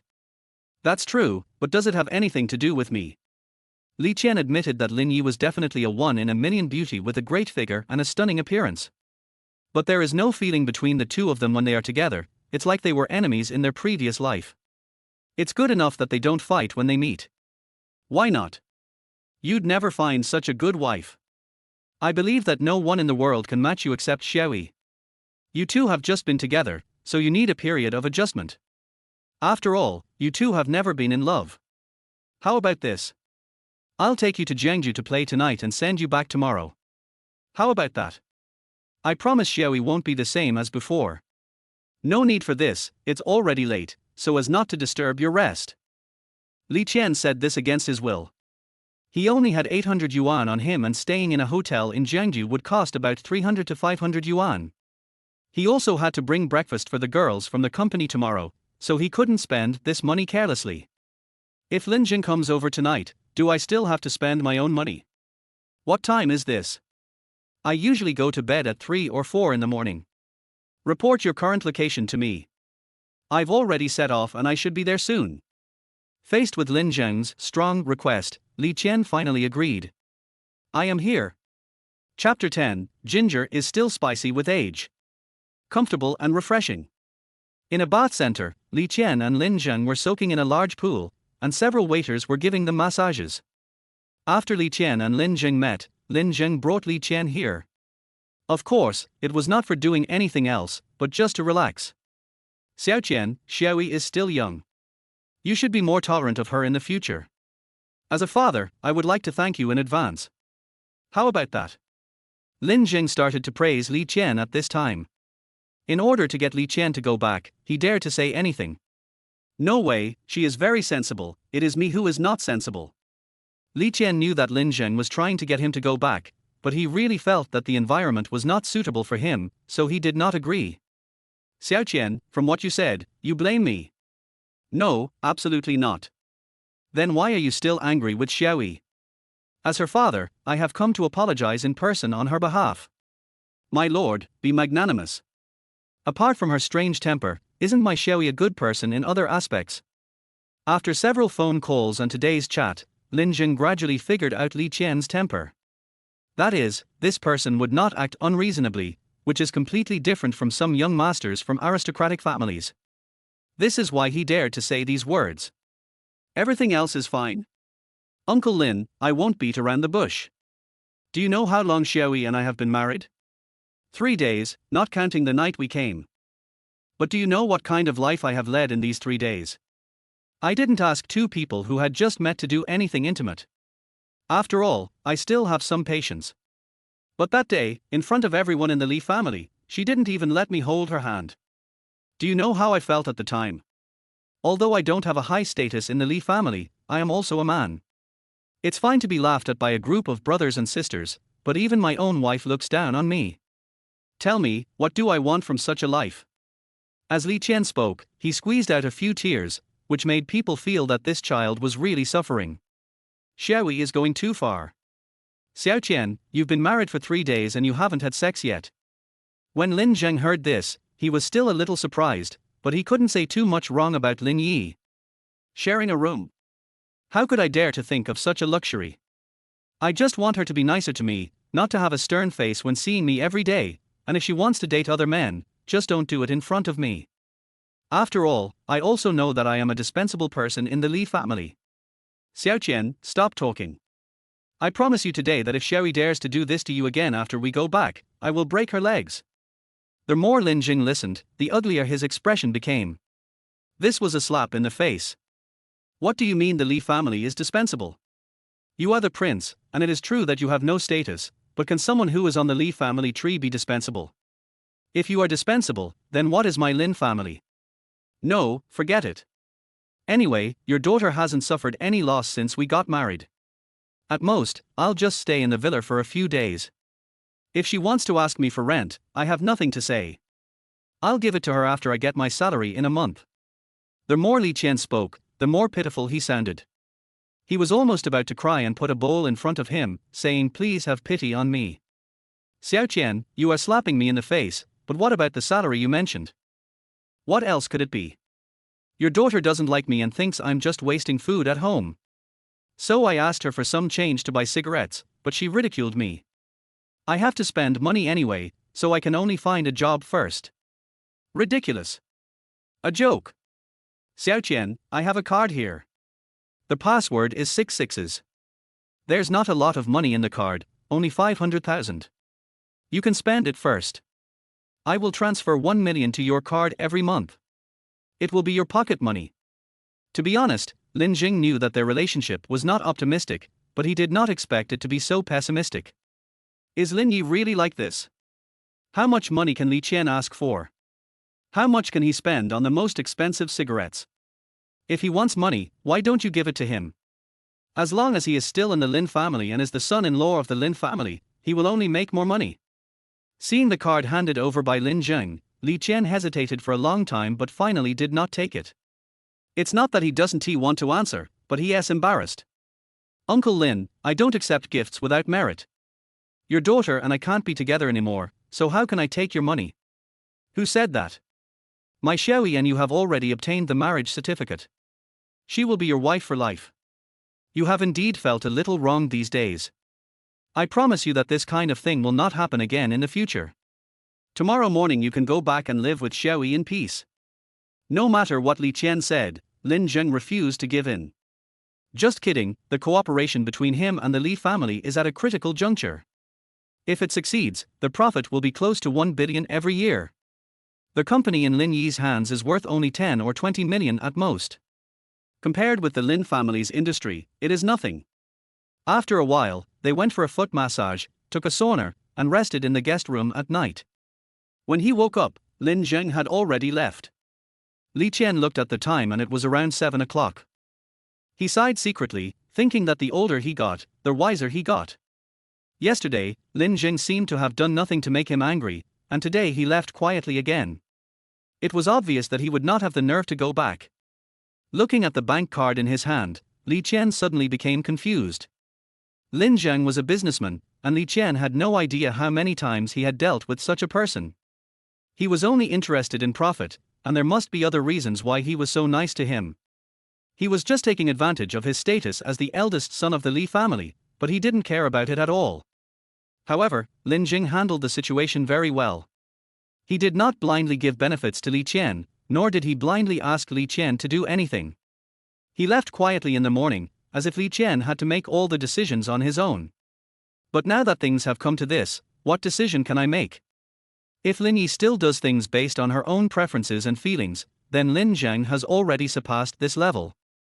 A person who controls a company worth billions is definitely not an ordinary person. Let's go buy breakfast. The girl from the company is still waiting for me. Li Qian packed up a little and walked out. Let us not talk about whether to go back to the villa for now, the promised breakfast must be delivered in time. There are still some relatively ancient places in Jiangju. Li Qian hung out here for a few days and happened to find an alley. Many indigenous residents come out here to have breakfast, and the breakfasts here are generally from old brands that have been around for more than 10 years or even decades. Li Qian fell in love with this place after eating there once. Today, when he brought breakfast to the girl in the office, he naturally chose to buy it here. Li Qian's memory is very strong. Even if more than 20 girls in the public relations department asked them to bring breakfast, he was able to remember them all. I asked the boss for a cardboard box, and then started buying things like crazy. Soy milk, noodles, pan-fried dumplings, steamed buns. The box weighed more than 30 kilograms. Li Qian carried the box and got on the bus, heading to the company. But as soon as he arrived at the company, he ran into Su Xiaoye head-on. Today, Su Xiaoye was wearing a light pink OL uniform, which showed off her perfect figure. However, after seeing Li Qian, she immediately shouted in a hurry, "Li Qian, come with me quickly. The president should be fine now. Come with me to meet her." Chapter 11. The company is too big and lost. Minister Su, are you kidding me? Li Qian stood at the door of the president's office, and the news he received was that the president would not come to the company today. Su Xiaoye was also very confused at this time. Since Lin Yi founded this company, she has never been late for a single day. Su Xiaoye also knew that Lin Yi would usually make a cup of coffee when she came to the office at this time, and it was also her freest time. It was precisely because she knew Lin Yi very well that she pulled Li Qian to the office. Unexpectedly, after encountering such a thing, Lin Yi did not come to work for the first time in her life. In that case, it's none of your business. You can leave. Su Xiaoye ignored Li Qian's complaints and turned around and left after she finished speaking. Forget it, a great man should not bear grudge against a small man. Li Qian was quite helpless, because the other person was the leader. Walking into the office and distributing breakfast to everyone, Li Qian finally witnessed what madness means today. These urban beauties usually get up late, so how can they have the chance to enjoy breakfast? Li Qian originally bought some buns for himself, but after a while, he found that there was only a cup of soy milk left in front of him. "Brother Qian, do you still drink soy milk?" Xu Qingqing came to Li Qian with a red face. She was the first one to get breakfast, and after a few minutes, she had finished it. Seeing Li Qian absent-mindedly holding a cup of soy milk, she immediately walked up to him and asked him a question. With that tone and expression, how could Li Qian bear to say that he was still drinking? "Well, I've had breakfast. If you're not full, take it and drink it." As soon as Li Qian finished speaking, he found that the soy milk in his hand had disappeared. They are not a group of goddesses at all, they are simply starving ghosts reincarnated. I haven't eaten for 3 meals, I'm hungry too. Although he was a little hungry, Li Qian could still bear it. After all, he had experienced not eating for 3 to 5 days before. Now he might as well go through it again. However, he had calculated in his mind that he would buy a little more in the morning next time. After all, it was enough for himself to eat, so it would be no problem to buy enough for 2 or 3 people. Perhaps the breakfast Li Qian brought was particularly delicious, or perhaps everyone was really hungry, and soon all kinds of noises were heard throughout the office. The goddess is aloof in front of strangers, but manly in front of acquaintances. Everyone in the public relations department is very familiar with her, so there is nothing to be shy about. I've had a bite, do you want some? Don't talk nonsense, bring it first. 1 bun is enough for 2 people, and the most important thing is the xylomb babo. Although office workers have good salaries, who would have thought that having breakfast is such a luxury for them? Li Qian's job couldn't be simpler. He just needs to open documents and organize some information. In the rest of the time, he will play games on his office computer. He plays all kinds of games, but never plays online games, only standalone games. Because online games involve real-person PK, no matter how you play, you will encounter trolls. There is no need for Li Qian to be unhappy about playing the game. In the blink of an eye, it was noon. Susiaya still hadn't shown up in the office, and all the girls in the public relations department were sitting there. None of them went out. In Li Qian's memory, doesn't the public relations department have to go out to discuss business frequently? Curiosity prompted Li Qian to ask Chen Yarjing, and after hearing what Li Qian said, Chen Yarjing looked at him in disbelief. Didn't you receive the news just now? Our public relations department will be on holiday for 5 days next week, and everyone is busy sorting out the information they have on hand. Received the message? Where? Li Qian asked back. It's the terminal on your computer. Our office computers have an internal system. Any information will be transmitted through the terminal, and everyone should have received it. Is there? My computer doesn't seem to have it. Li Qian turned his computer screen, as if he wanted Chen Yarjing to see it. When Chen Yarjing looked at Li Qian's screen, she found a Gobang interface and was immediately at a loss whether to laugh or cry. You play games on the computer? Yeah, I'm done with my work and have nothing to do. But you can't play games. The company has regulations. Besides, all the computers here are monitored. If the elder sister finds you playing games, you're done. No way, I'm just playing a single-player game, what else can she say? It's different.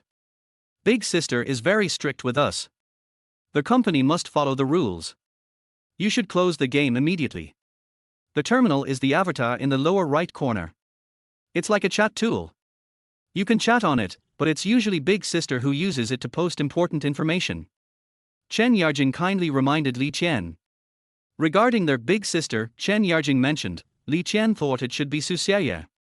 That woman looked cold, as if everyone owed her 200 yuan, but her figure was indeed impeccable. However, Li Qian still turned off the game. But when he opened the terminal, he found that there was not only a public message on it, but Susiaya actually sent him a private message. Come to my office right now. In a word, Li Qian looked at the time. Damn, half an hour had passed. Yarjing, let me ask you something. What's your eldest sister's temper like? For example, if she wants to talk to you about something and you're late, what will she do? How could we be late? Big Sister's words are like an imperial decree. Who among us dares to be late? This one sentence made Li Qian feel like he had fallen into an ice hole. Damn it, why do other people as terminals always get prompts when they receive messages, but mine doesn't? Come in. A somewhat unfriendly tone was heard from Susiaya's office. Li Qian opened the door carefully and took a look inside. Susiaya had her back to him, so he couldn't see the expression on her face. Minister Su, here I come. Oh? When did I ask you to come over? 9 o'clock, it seems. It seems. I asked you to come here at 8:57. Do you know what time it is now? 9:40. Li Qian, I think you are talented and quite suitable for our company's requirements. But let me talk about your attitude. I won't talk about your attitude on the day of recruitment. What's going on today? Can you find an excuse? Susiaya was very angry. She originally wanted Li Qian to bring some information over, but she didn't expect Li Qian to be more than 40 minutes late. She had no choice but to go there in person. I actually have this excuse. The company is quite large and it took me a long time to find your office. Li Qian touched his head and said something. You? Su Xiaoye was suddenly choked, her little face turned red with anger, her body was trembling slightly, especially a certain part, which became extremely magnificent. The atmosphere between the two of them could be said to have reached a very tense situation, but at this moment, Su Xiaoye's phone rang. She didn't have time to be angry with Li Qian, so she immediately answered the phone. What? How could this happen? Immediately control all the people present. I'll rush over right away. After saying that, Su Xiaoye hurriedly hung up the phone, picked up her bag on the desk, and walked outside. But when she walked in front of Li Qian, she suddenly stopped. Can you drive? Yes. Well, come with me. Regardless of whether Li Qian agreed or not, Su Xiaoye simply took his hand and walked outside. Chapter 12. I can drive, but I don't have a driver's license. Li Qian didn't know why Su Xiaoye looked so anxious. Su Xiaoye's car was a Honda with good performance. After Li Qian got in, he started it skillfully. Are you kidding? A man who has driven a tank can't drive a car? Go to Hongmao department store. While Su Xiaoye was busy making various phone calls, she started to tell Li Qian the address. To be honest, Li Qianjin didn't know where Hongmao department store was. Fortunately, there was a navigation system in the car. After all, it was not easy for someone who had only been in Jiangju for 4 days to find a place. President, I've already been there in person. If you're busy, you don't have to go there in person. According to the feedback from them, the situation is not serious. I can handle it. The first call Su Xiaoye made was naturally to Lin Yi. Yeah, okay. I do have something to do today and can't get away. Sorry for worrying about the things over there.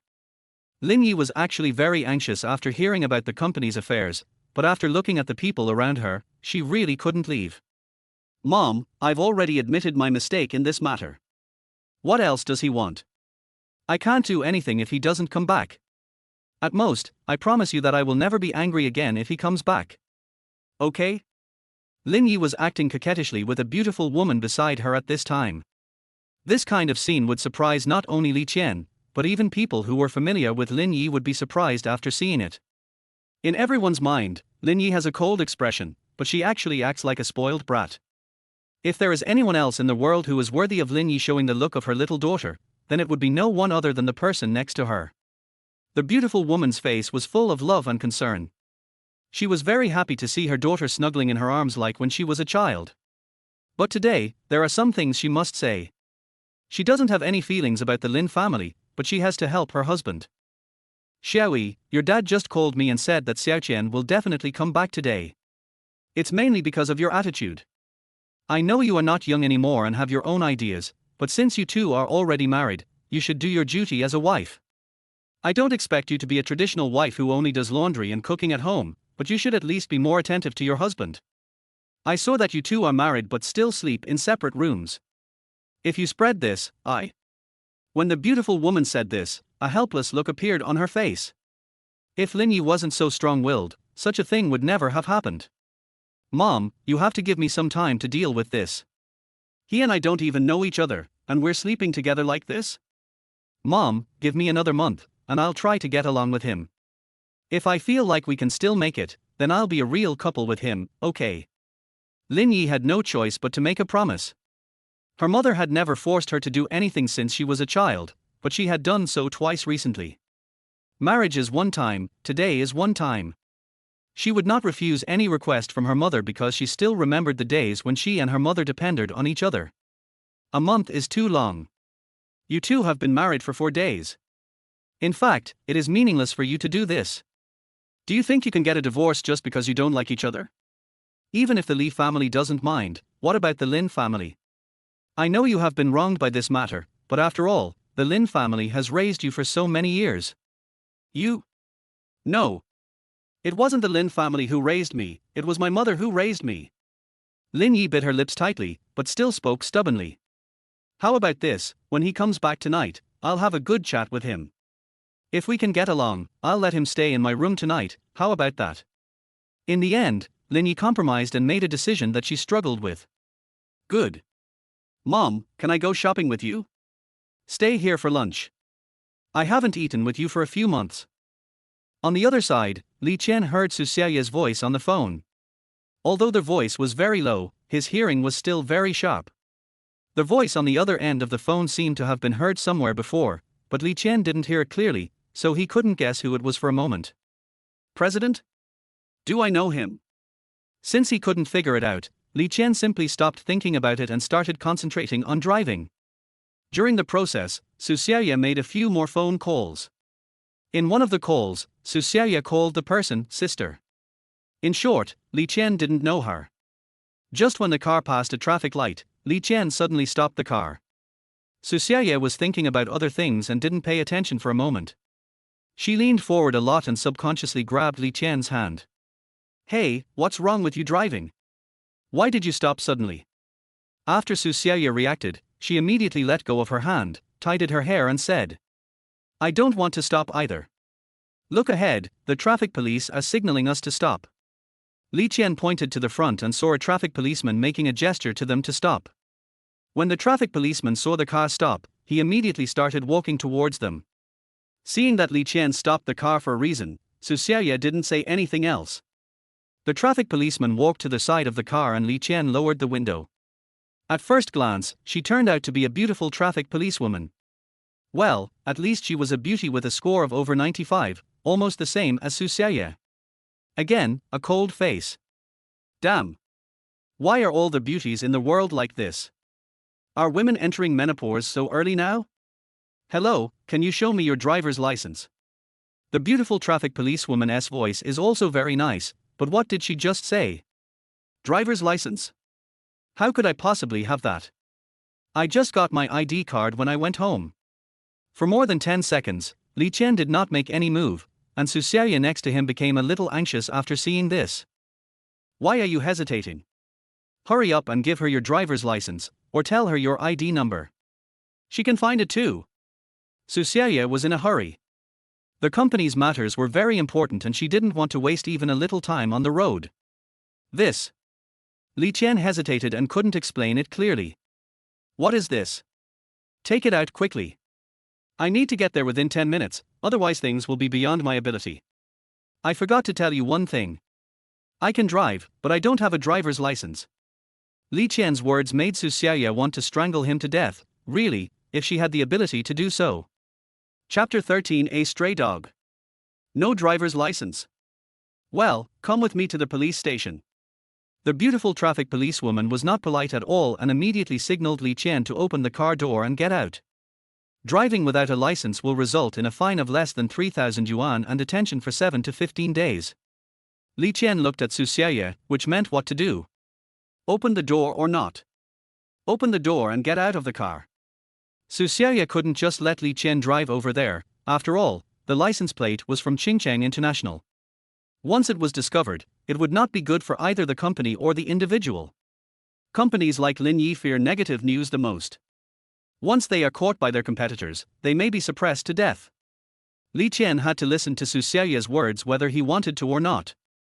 After opening the door and getting out of the car, Li Qian stood in front of the beautiful traffic policewoman. It was at this moment that he realized that this woman's height was really outrageous. Without wearing any height-increasing shoes, she was only a little shorter than him, at least 175 centimeters tall. Hello, beautiful lady. I was ordered by my superiors to do this time. It has nothing to do with me. The first thing Li Qian said was to distance himself from the matter. Su Xiaoya was about to get out of the car, and after hearing this, she almost bumped her head against the roof of the car. This guy is so abominable that he can even say such words. Originally, she was still thinking about using her own strength to resolve the matter as soon as possible, but Li Qian's words made her change her mind.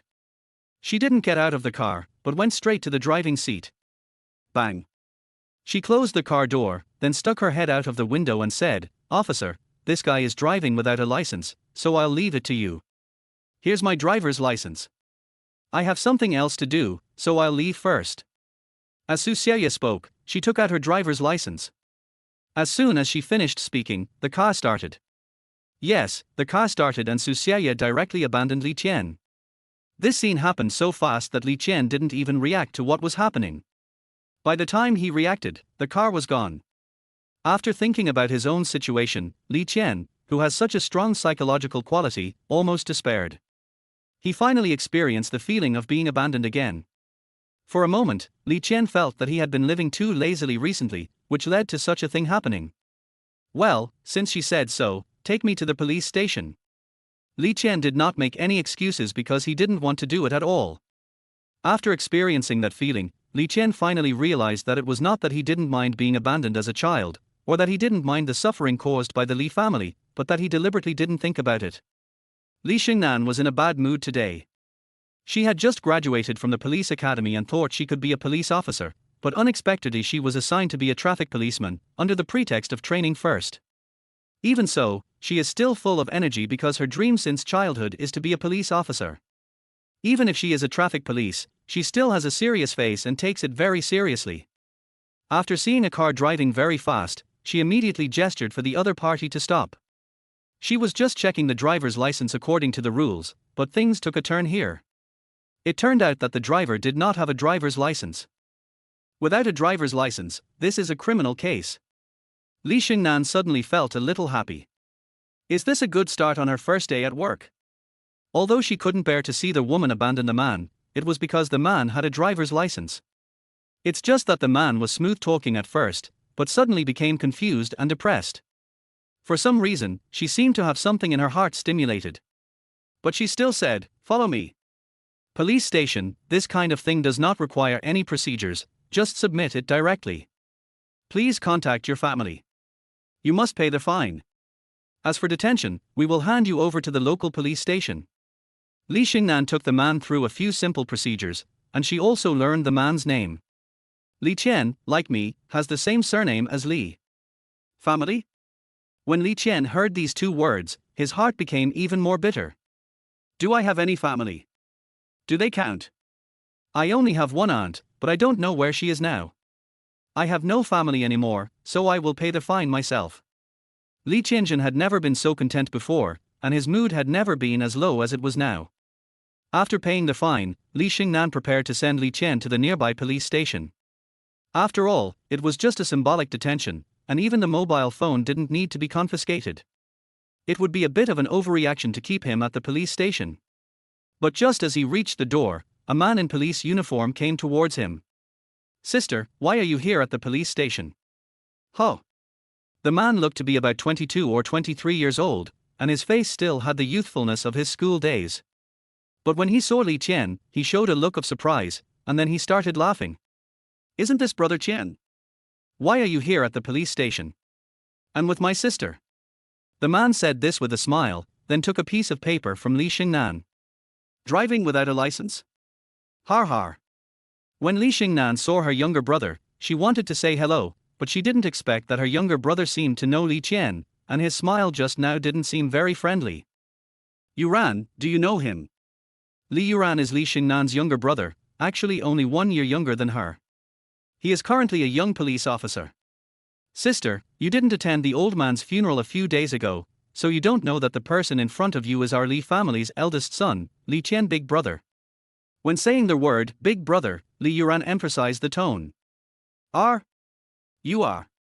For a moment, Li Xingnan felt embarrassed. She accidentally caught her brother. Li Qian responded indifferently. Li Yuran, who was standing next to him, snorted coldly after seeing this. Even at this time, Li Qian was still putting on airs.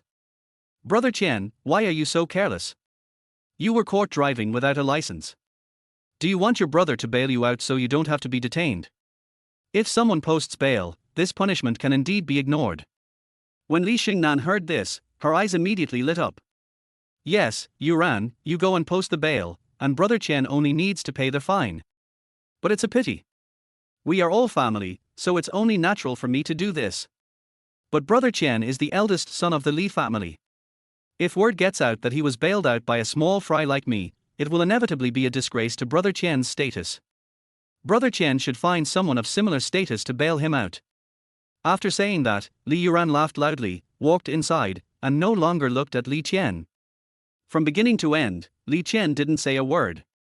He had already seen clearly what kind of person Li Yuran was and what her attitude towards him was at his grandfather's funeral. Similarly, Li Xingnan also completely understood that her younger brother and the eldest son of this family did not seem to be very friendly. Yuran, what are you laughing at? Li Yuran, who had just walked into the door, immediately heard a voice. It was a female police officer who was about to be conquered by him. Although Li Yuran was only a police officer, he would intentionally or unintentionally reveal that he was from the Yangjing Li family and was only here for some experience. As a result, there were few people in the entire police station who did not flatter him, and this female police officer was one of them. Lily, I'm not laughing at anything. I just met a dog and suddenly felt like laughing. I just saw you talking to someone, weren't you? Have you ever heard of a stray dog? In my eyes, he is no different from a dog now. You are so bad. Chapter 14, Disheartened. Even if Li Qian heard what Li Yuran said, he wouldn't care. In a word, there are many people who don't like me, so who do you think you are? Li Qian never took a minor character like Li Yuran seriously, but now when he looked at Li Xingnan, he felt a little uncomfortable. Why, such a nice woman, is from the Li family. Yes, Li Qian now has no good impression of the entire Li family. He originally had a good impression of Li Xingnan, after all, she was a beauty. But after knowing her identity, that little bit of good impression disappeared instantly. Brother Qian, Yuran is not sensible. I hope you don't mind. Li Xingnan didn't know much about family affairs, but she had no other ideas, so when she heard that Li Qian was actually the eldest son of the Li family, her tone became much friendlier. It's okay, just take me to the police station first. Brother Qian, although I didn't attend Grandpa's funeral, I also know that you are married. Do you want to call your family to inform them? This matter is actually easy to discuss. Can't we just let them bail you out? Li Qian's marriage had shocked the whole of Yangjing, but it came and went quickly. As a member of the Li family, Li Xingnan was naturally aware of this matter. After all, he was the eldest son of the Li family, so the commotion would not be small. No. Xiaoyi, Mom is leaving first. You must remember what we agreed on, okay? Lin Yi's mother said something very gently before leaving. After lunch, Lin Yi also spent the whole morning shopping with her mother as she wished.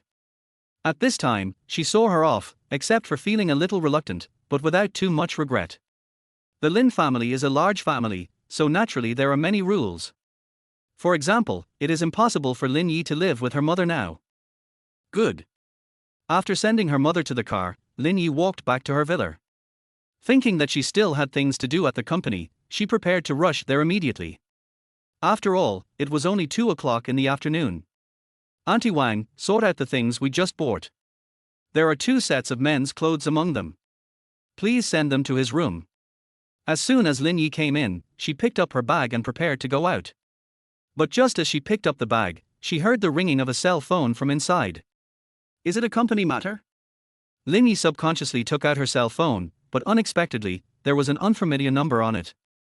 People of Lin Yi's level rarely receive harassing calls on their phones, so she finally chose to answer it. Hello, are you Lin Yi? A woman's voice came from the other end of the phone. Lin Yi sounded a little puzzled, as if this voice was unfamiliar to her. Yes, it's me. Then can you come to the Jiangning Street police station? Li Qian is here now and needs someone to bail him out. What? What did he do? Lin Yi was a little surprised when she heard the news. After all this time, Li Qian was actually taken to the police station. It's driving without a license, it's not too serious, all you need to do is bail him out. Fortunately, when Lin Yi heard that it was driving without a license, she suddenly breathed a sigh of relief. Fortunately, it was not a serious matter, otherwise the courage she had finally mustered might have collapsed in an instant. Okay, I'll be right there. Detention is actually similar to solitary confinement. Li Qian was sitting inside.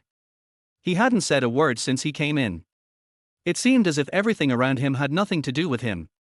There was no mobile phone signal in the room, so he could only play stand-alone games, but Li Qian had no time to think about that at the moment. I don't know how long I waited, but suddenly the door of the room was opened. I raised my head subconsciously and saw Lin Yi's face. Frowning, with a hint of disgust in his eyes. Come back with me. I won't be so kind to bail you out next time. Lin Yi said lightly. She was also stunned when she saw Li Qian for the first time. Why was this man curled up and hiding in a corner? When Li Qian raised his head, Lin Yi clearly saw a hint of grey in his eyes. What's wrong with him? Hearing that he could leave, Li Qian stood up, brushed past Lin Yi, and walked quickly outside. Lin Yi doesn't care about his life or death. The reason why Lin Yi came this time must be because Li Xingnan called her. But none of this matters.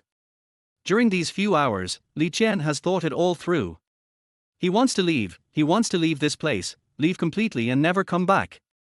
No one here has any common topics with him, and no one here cares about him from the bottom of their hearts. It seemed like a cold world here. Li Qian could not find any warmth here.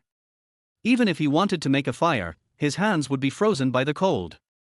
Li Qian hadn't eaten for almost 2 days. Although he was very hungry, the cold feeling in his heart had made him numb. The moment his cell phone had a signal, he immediately made a call. Yuhan, tell me your location, now, right now. After answering the call, Li Qian said in a somewhat impatient tone. What's wrong? Did something happen over there? Do you want me to? Stop talking nonsense and tell me the location, do you hear me? Li Qian yelled. He didn't want to hear anything now. He just wanted to book a plane ticket and fly away immediately. Lin Yi followed behind Li Qian. Although she was not as fast as him, the distance between them was not very far, so she heard everything Li Qian said. What does it mean? This man is leaving? When did you start talking so much nonsense? I just want a position, did you hear me? For some unknown reason, Li Qian's voice became louder again, and even Lin Yi could see the impatience on Li Qian's face. Is this man going to get angry one day? Okay, I'll be there in 3 days. Li Qian hung up the phone without even looking back and walked straight forward. Jiangning Road is very close to Lin Yi's villa, and it only takes about 10 minutes to walk there. Li Qian walked very fast, and Lin Yi could only follow slowly behind him in the car. Arriving at the villa, Aunt Wang immediately greeted him and said, "Son-in-law is back." After saying this coldly, Li Qian walked upstairs without even looking at Aunt Wang. Lin Yi walked in from behind. Aunt Wang looked at Li Qian's back and said, "Miss, your uncle. I don't know what's wrong with me." Li Qian didn't have much stuff, so a suitcase was enough. It took him less than 5 minutes to pack everything. Just as he was about to see if anything else had fallen, he suddenly saw several bags on the bedside wardrobe. He remembered very clearly that these things were not his. I walked up and opened it, and saw that it was a set of clothes, and the most important thing was men's clothes. Is there any other man in the villa? No. These clothes are. Lin Yi bought it for herself. Chapter 15 Broken Company. Li Qianjun has already made up his mind to leave here because he feels very uncomfortable here. Although life here is relatively dull and not as crazy as outside, you are still in danger at any time. But there is also a fatal flaw here, that is, it is cold. Everyone here seemed to be hostile to him. Although he was powerful, he also had a sensitive heart. He didn't like such a place and hated it. But when he saw these 2 sets of clothes, he suddenly felt something in his heart. In this world, perhaps only Qin Yuhan would buy clothes for him. All of Li Qian's clothes were bought for him by Qin Yuhan, because Qin Yuhan knew his height very well and the clothes she bought for him always fit him well, including the one he was wearing. Seeing this, his hand movements suddenly stopped. Sometimes it may take a long time to make a person despair, but if you want to make a person despair, then a moment is enough. Yuhan, I want to think about it for a while. Well, no, I wasn't angry just now. After making the decision, Li Qian discovered a problem. He was hungry, very hungry. Auntie Wang, is there any food in the kitchen? I'm starving. Half an hour later, Li Qian was wolfing down his food, while Wang Ma and Lin Yi were looking at him in disbelief. This guy has eaten about 6 or 7 pounds of beef in the past half hour, not to mention the water he drank. Uncle, please eat slowly. When Aunt Wang saw Li Qian like this, she kindly gave him a reminder. Yeah, I haven't eaten for 2 days. I'm starving. What Li Qian said was a little unclear, but Lin Yi and Wang Ma still heard it clearly. Haven't eaten for 2 days. Even though Wang Ma and Li Qian didn't have a good relationship, she felt distressed when she heard this. She glanced at Lin Yi and found that Lin Yi seemed a little embarrassed. Isn't he it? I had a quarrel with Li Qian yesterday at noon, and until tonight, all we had was a meal, for 2 whole days. The meal lasted a full hour. Lin Yi's eyes were wide open at the end. She was wondering how much Li Qian could eat. Antoine took out all the food in the refrigerator, and only then was Li Qian able to eat enough. Uncle, are you full? If not, should I go buy something else? Mother Wang was so shocked that she had seen people who could eat, but she had never seen anyone who could eat as much as Li Qian. Belch. Li Qian burped, then patted his chest, and finally took a sip of water. Okay, I'm finally full. What did you just say, Aunt Wang? Well. Hearing Li Qian say that he was full, Wang Mar simply didn't ask any more questions, but she was busy next. There is nothing left in the refrigerator, so I have to go out and buy some, otherwise what should I do if Lin Yi wants to eat? After saying hello to Lin Yi, Aunt Wang walked out. Lin Yi and Li Qian were the only ones sitting in the room. You just called, are you leaving? The two were silent for a long time, and Lin Yi spoke to break the situation. No. No way. So what do you mean by saying it will arrive in 3 days at the latest? No, I didn't say that, you heard it wrong. Lin Yi didn't believe Li Qian's answer, but she didn't dig deeper into it. After all, what Li Qian did had little to do with her, at least for now. How can you drive without a license? Since Lin Yi planned to have a good talk with Li Qian, she decided to start with this matter. It would have been fine if he didn't talk about this matter. As soon as he talked about it, Li Qian felt extremely angry. It was that woman from the company. She told me to drive, but she was stopped by the traffic police halfway, and then she just left me and walked away. Li Qian talked about this matter. In fact, just after he thought it through, he didn't care much about it anymore. When Lin Yi heard this, she immediately frowned. She had never known what kind of job Li Qian had found outside. When she heard that Li Qian was driving without a license for company matters, she immediately thought of some shell company. It was obvious that Li Qian didn't even have any academic qualifications, so how could he possibly enter a formal company? What kind of crappy company are you working for? I asked you to come to my company but you didn't want to. Even if you work as a security guard in my company, it's much better than that company you're working for, right? To be honest, Lin Yi can't say that she has any feelings towards Li Qian now. She used to be dissatisfied, but after talking with her mother for a while, she slowly accepted the reality. Instead of being dissatisfied, she should let go of her little emotions and see how she gets along with Li Qian. As long as conflicts don't break out every 3 days, Lin Yi feels that she can accept it. Hearing Lin Yi say that her company was a broken company, Li Qian had nothing to refute. He knew that Lin Yi also had her own company, and the Lin family was also very wealthy. In comparison, his company was really not that good. Our company is fine, but some people are a little bit petty. Li Qian didn't know why Lin Yi had changed so much today and could chat with him calmly. But this was definitely a good start. You should resign now. I will arrange a job for you in the security department. It's an easy job with a monthly salary of over 4,000 yuan. Lin Yi thought about it and decided to say what she said last time. More than 4,000.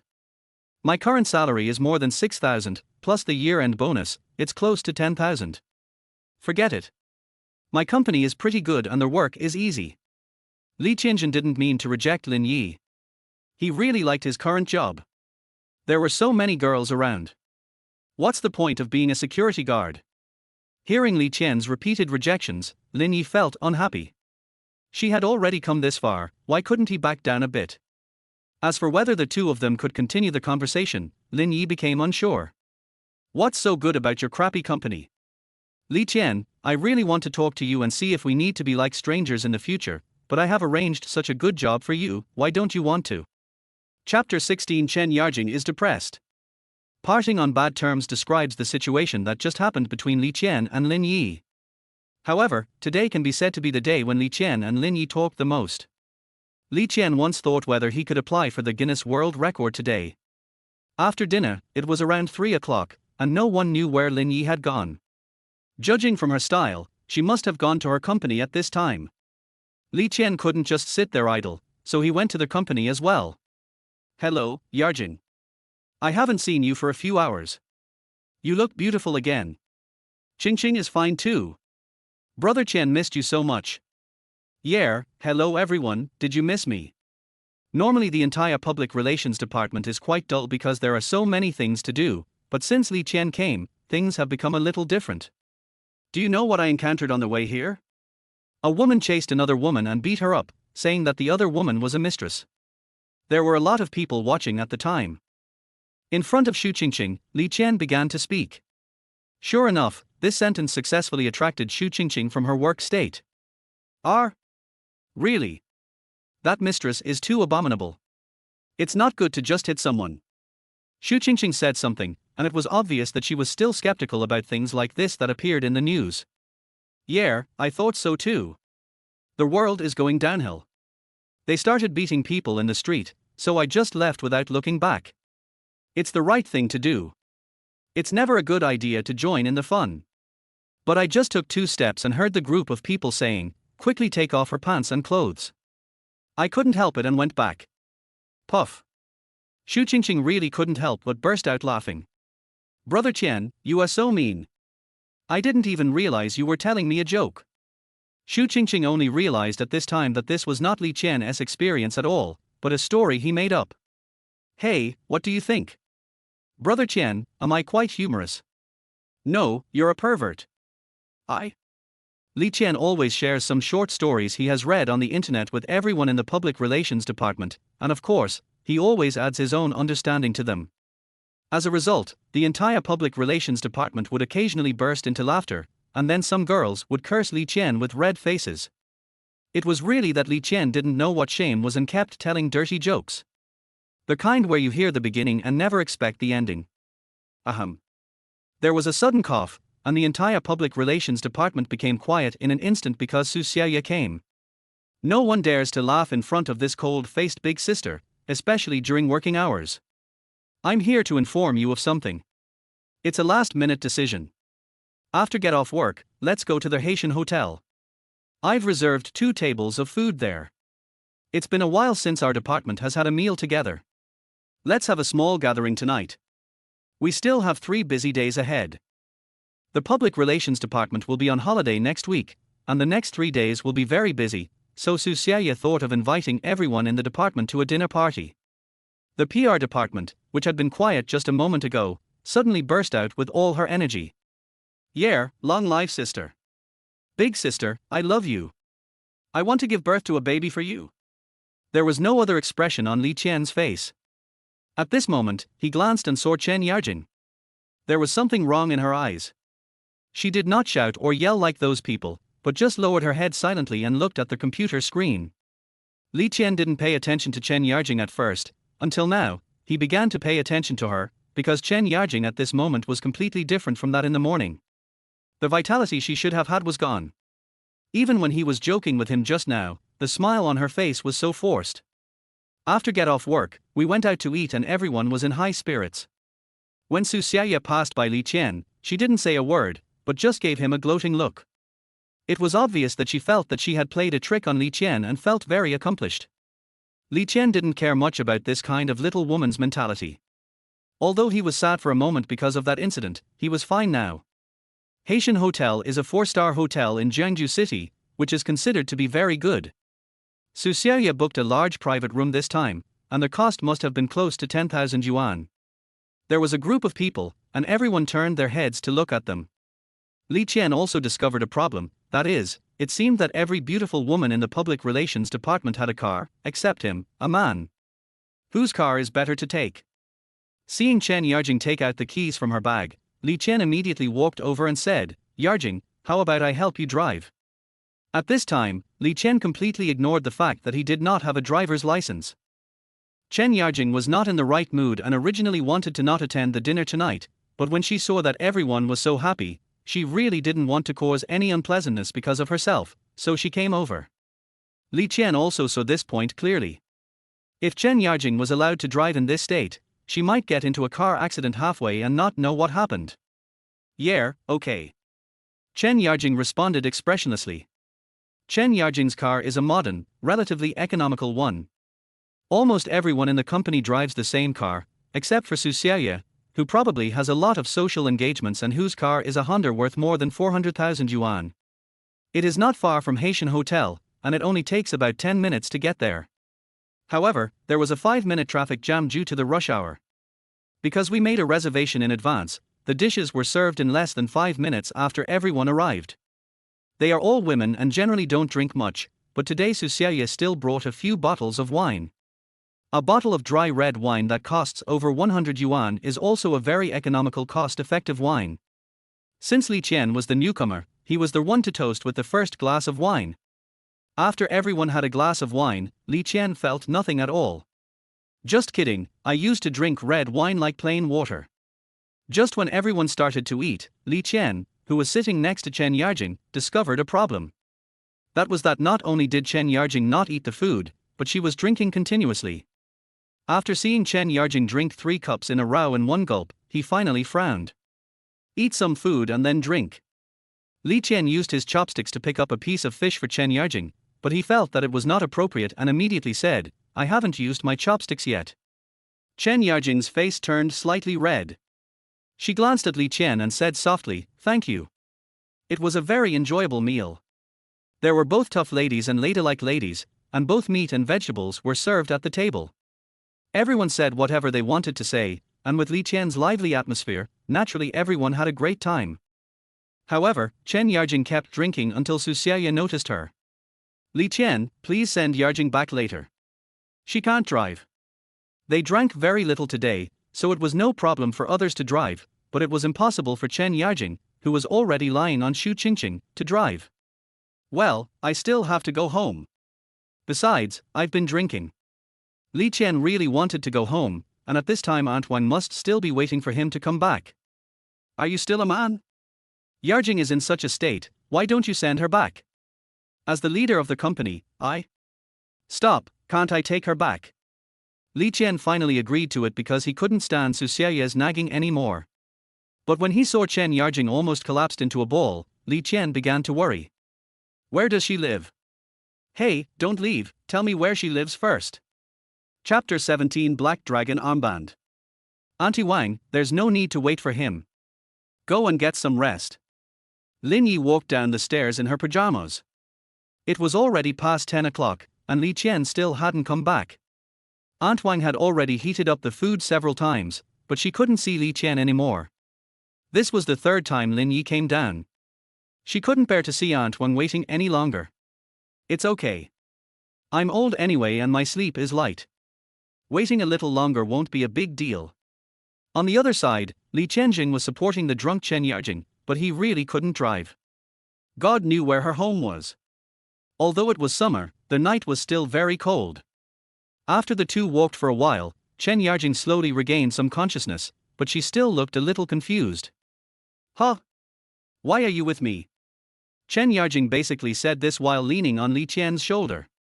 Smelling the fragrance emanating from Chen Yarjing, Li Qian was a little distracted for a moment. However, he knew very well that although Chen Yarjing was usually casual and often played with him, she had never done anything out of line. They all went home. "You drank so much and no one was there to take you home. I was the only one who could do hard labor for you." Li Qian turned his head slightly, but suddenly found that Chen Yarjing was looking straight at him. Because of the turn of their heads, their lips almost touched each other. When it comes to relationships between men and women, Li Qian has never been a self-disciplined person. He often goes to entertainment venues abroad. After all, in that kind of environment, if there is no place to vent, it is easy to become psychologically distorted. For example, every day you look at a pile of corpses, watch your teammates struggling to death in front of you, watch your teammates having their arms and thighs blown off, and see bloody scenes. It is undeniable that Chen Yarjing is a beauty, a mature and sexy beauty, but after just a moment, Li Qian turned his head away to avoid embarrassment. Seeing that Li Qian didn't dare to look her in the eyes, Chen Yarjing suddenly laughed. At this moment, Li Qian looked like a shy little boy. "Little brother Xiao Qian, do you think I'm beautiful?" Suddenly, Chen Yarjing blew a breath in Li Qian's ear and asked softly. Whoosh! Li Qian really couldn't stand it anymore. Chen Yarjing's 2 soft parts were always on his body. It was so uncomfortable. "Pretty. Why don't you dare look at me? Hey Yarjing, where do you live? I'll take you back first." Hee, I live right here, brother, you didn't even know."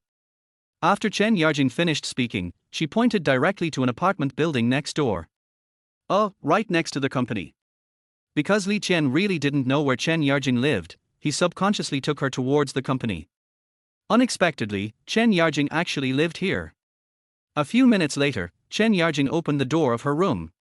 It was a spacious duplex apartment with 2 bedrooms, a living room, and a large balcony. If you want to buy a house like this in Jiangju, you will need at least 2 million yuan.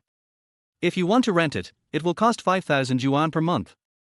However, the first time Li Qian came in, he felt something was wrong with this apartment. There is not only one person living here, there is another person, and he is a man. Li Qian thought about it and understood. Chen Yarjing is already 28 years old and must be living with her husband. Sister Yarjing, my mission is complete after I send you off. I will leave now. Just standing at the door, Li Qian didn't even think about going in. Chen Yarjing was changing into slippers when she heard Li Qian say this. She immediately asked, "What's wrong? Why don't you come in and rest for a while? At least have a glass of water." "No need. You have other people at home. It would be bad if someone misunderstood you. Is there someone else?" After hearing this, Chen Yarjing took a look inside. The ashtray on the table in the living room was still there, and a pair of men's slippers were next to it. Chen Yarjing came straight to Li Qian, grabbed his arm and walked inside. "There's no one else here. I'll be the only one living here from now on." Just as she said this, there was an indescribable loneliness in Chen Yarjing's eyes. Li Qian did not struggle and let Chen Yarjing pull him to sit on the sofa. "Want to drink?" Chen Yarjing took 2 cans of beer and placed one in front of Li Qian, while she opened it directly and drank it in big gulps. "Sister Yarjing, you should drink less. I can see that you don't seem to be in a good mood today. If you don't mind, I can be your audience. Some things will make you feel better after you talk about them." Li Qian reached out and snatched the beer from Chen Yarjing's hand. Only then did he realize that Chen Yarjing's eyes were already wet. The next moment, Li Qian suddenly felt a soft body in his arms, and then he heard Chen Yarjing's sweet voice. "Kiss me." Li Qian finally lost control of himself, and with Chen Yarjing so proactive, the two of them staged a scene of ups and downs in the living room. Chen Yarjing, 28 years old, can be said to be at the most attractive age. 10 days after Li Qian returned to China, he had sex with a woman for the first time. Afterwards, Chen Yarjing snuggled in Li Qian's arms and fell asleep quietly, as if all the unhappiness had disappeared. Li Qian lit a cigarette for himself. He didn't feel any guilt in his heart. He was just thinking about how to explain to Lin Yi when he returned. But he soon figured it out. Did he need to explain? It can be said that there is no emotional foundation between him and Lin Yi at the moment, and it is hard to say whether they can be together in the future. Li Qian glanced inadvertently and saw something in a corner of the sofa. When he stretched out his hand to take it, his originally calm expression disappeared instantly, replaced by a stern look. Even Chen Yarjing, who was lying in his arms, seemed to feel it and curled up slightly. "This is a piece of cloth, a piece of black cloth. There is a dragon embroidered on it." If Li Qian had not seen it before, he would never have thought it was a dragon because it was too abstract. Black dragon armband. Yes, this is an armband, the kind that is usually placed on the arm and is often used in the military. Li Qian had seen the black dragon armband more than once. He even knew that the black dragon armband was only for low-level members of a certain organization. There were also the silver dragon armband and the gold dragon armband. "Why are you here? Could it be?" Li Qian glanced at the sleeping Chen Yarjing and shook his head secretly. This thing definitely couldn't belong to Chen Yarjing, so it seemed. Suddenly, Li Qian heard footsteps coming from the door of the room. The footsteps were very light and most people couldn't even hear them. Chapter 18 Dragon Soul. He gently placed Chen Yarjing on the sofa and covered her body with a blanket. Then Li Qian tiptoed towards the door. He did not open the door immediately, but stood at the door and put his hand on the handle. He could already feel that there was someone standing outside, and he could also sense a faint murderous aura. Just then, the doorknob moved. Li Qian's eyes narrowed, and the moment the door opened, he moved sideways and got out. When he saw a figure, he grabbed the other person's throat without saying a word. The other party obviously did not expect that the person in the room would have such strength. He was caught off guard and was actually caught by Li Qian. To be honest, Li Qian didn't expect that the opponent was not as strong as he imagined, and he couldn't even dodge his attack. Isn't he this person the owner of the Black Dragon armband? Li Qian began to grumble in his heart, but he did not forget to close the door, and then he carried the man directly to the stairs. Who are you? Li Qian asked in a deep voice. The man looked to be about 27 or 28 years old. He was good looking and had a masculine look, but his eyes looked a little gloomy. After the man found out that he was caught, he was not panicked at all. He was even a little angry when he saw Li Qian. Who am I? It doesn't matter. Who are you and why did you come out of Yarjing's room? The man began to question Li Qian. I can come out from wherever I want, what's it to you? Li Qian could feel that the guy in front of him was very arrogant, but his arrogance was completely misplaced. In front of him, even if you are dragon, you have to lie down. No business. I'm her husband, you'd better explain it to me, or I won't let you leave this building. Her husband? I don't know. When Li Qian heard the man say this, he actually felt a little guilty, so he immediately let go of his hand after he finished speaking. When the man saw Li Qiansong's hand, he immediately took out an ID from his pocket. I'm from Dragon Soul. I suspect you are involved in a military espionage case. Please come with me. The man turned hostile and took out handcuffs. Yo-ho. Li Qian grabbed the certificate, opened it and took a look. It was indeed the unique logo. Now he was sure that the Black Dragon armband in the room belonged to this man. Dragon Soul, wasn't that the name of that organization? When the man saw that Li Qian had a mocking look on his face, he immediately became even angrier. He had just broken up with Chen Yarjing and had been planning to come back to get some things and see if there was any chance for him to have something happen with Chen Yarjing again. After all, the two had been together before, although not many times, but the man was very obsessed with her. However, Chen Yarjing always kept him in suspense. After living together for 3 years, there were only such a few times. He was no longer satisfied, and given his situation, it was easy for him to find beautiful women, so he proposed a breakup. However, the girl he had a date with today broke the date, and he felt a little agitated, so he wanted to come to Chen Yarjing to vent. Anyway, he didn't care about this one time, and even if he forced himself, she would probably not say anything. But he didn't expect to find something wrong when he arrived. It turned out that a man brought Chen Yarjing back, and the two of them acted very intimate. This stinky woman, just one day after breaking up, was already in such a hurry to find another man. So he waited outside, but an hour passed and the man didn't show up, so he couldn't help but want to come in and take a look. He had already made up his mind that he would kill the man even if he had to fabricate a crime. The desire for possession was particularly strong in his heart, and he subconsciously believed that Chen Yarjing was his personal property, and even if he didn't want her, no one else could take her away. So he started by accusing the defendant of leaking military secrets and took out his ID. It can be said that ordinary mayors would respect this certificate very much when they see it, because the organization he belongs to is not under the jurisdiction of anyone. Seeing Li Qian's expression, the man immediately took out handcuffs from his pocket, but just as he was about to do it, Li Qian spoke.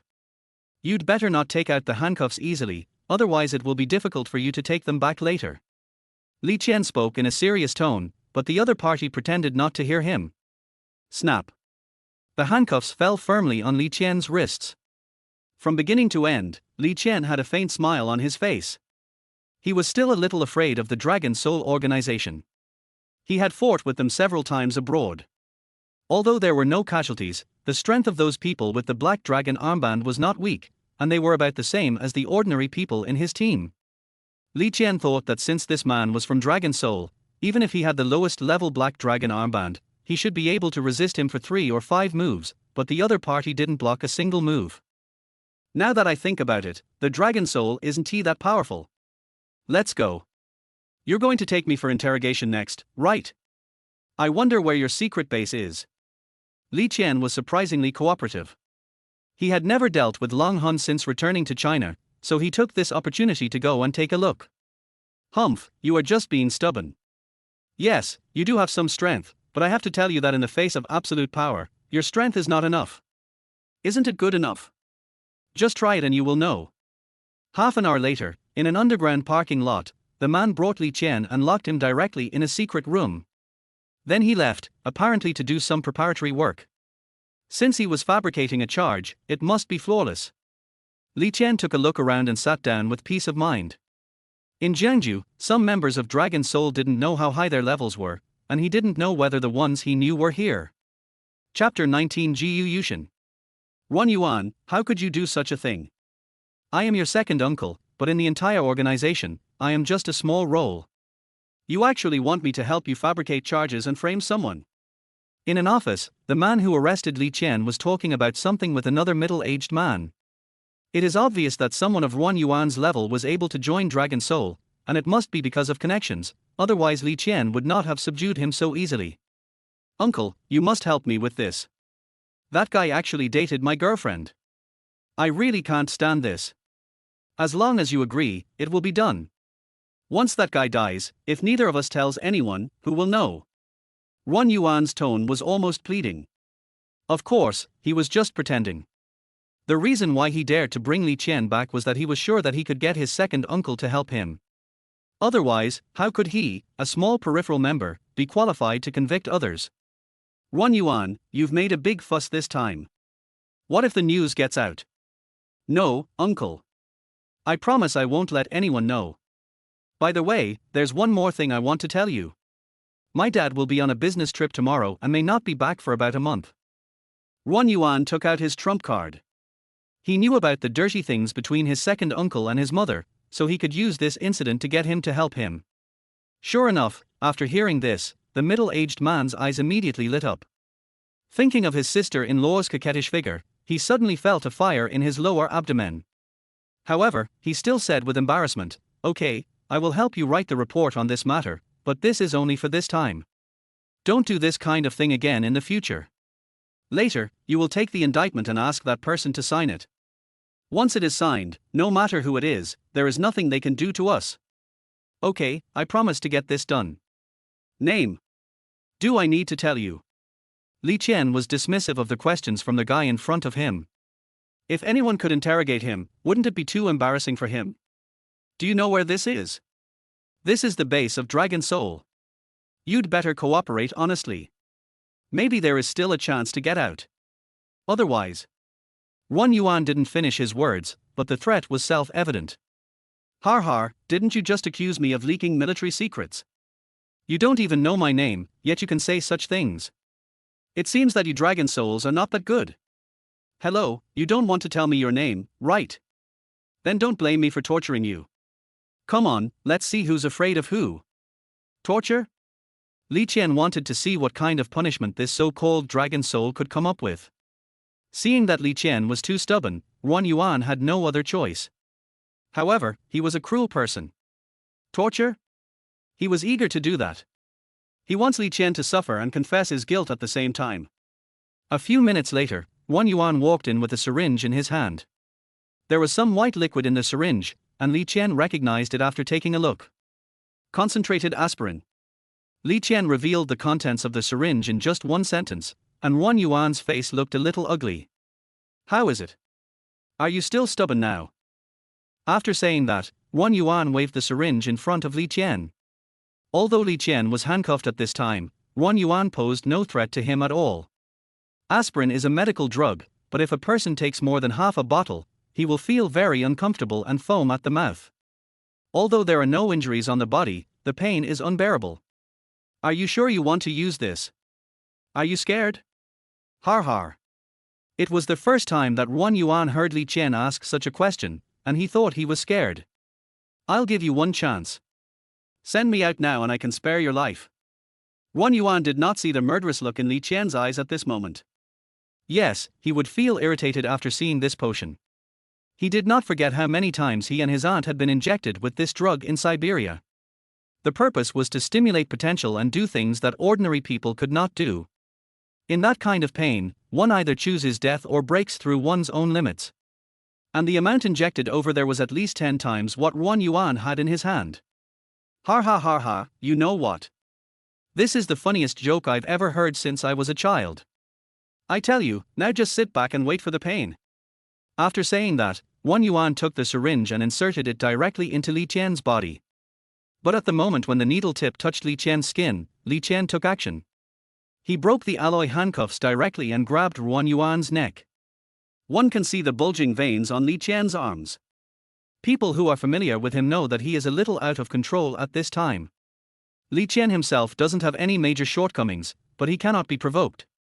Maybe it was because his childhood experiences were too miserable, or maybe it was because he had taken too many lives and had a strong sense of violence, so once he was provoked, he would go berserk. After Yuhan took out the concentrated aspirin, Li Qian thought of his childhood experience. Snap. A trickle of blood flowed from the corner of Yuhan's mouth, then his eyes rolled back and his hands fell down unnaturally. The devil will never be polite to anyone. If he says he will kill you, he will kill you. After throwing Yuhan's body to the ground, Li Qian opened the door of the secret room and walked out. There was a surveillance camera in the secret room, and the scene just now had been seen by many people, so when Li Qian came out, there were already 5 or 6 people with real guns standing in front of him, all aiming their guns at him. Hee, are you the only ones? Li Qian made a disdainful sound. His eyes were a little red at this time. If Qin Yuhan was by his side at this time, he would definitely find an opportunity to give him anesthetics, but these people were not Qin Yuhan, and they did not know Li Qian's identity. What? You said our base in Jiangju City was destroyed. All the dozen or so staff members inside died on the spot. In a secret manner in Yangjing, a tall woman with long hair said this with horror in her eyes. Go and find out who has sneaked into the country. Once you find out, report to me. I will make them know the price of offending our dragon soul. After giving the instructions, the woman sat directly on the chair behind her. This news had such a huge impact on her that she couldn't imagine who had this ability. Although the base in Jiangju is not important and even has only a dozen peripheral members, it is not something that ordinary people can do. At this moment, the office door was opened again. Yuhan, how about I treat you to a movie? There's a new movie that just came out recently. A man's voice came over. Yuhan was worried. After hearing this voice that made her feel annoyed, she yelled, "Get out of here! Get as far away as you can." Chapter 20 Chen Yarjing's past.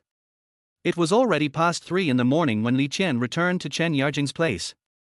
Outside, he found a small river, washed his hands, and then washed his face. Now that he has calmed down, he feels a little helpless when thinking about what just happened. Of course, he would never feel guilty. He had killed countless people, both good and bad. If he felt guilty about everything, then there was no point in him doing anything else. Li Qian never portrays himself as a good person, because he knows that he is not a good person. After returning to Chen Yarjing's residence, Li Qian found that the door of the room was the same as when he left. He felt relieved, thinking that no one had come in. However, as soon as he came in, he saw Chen Yarjing sitting on the sofa. She had already woken up.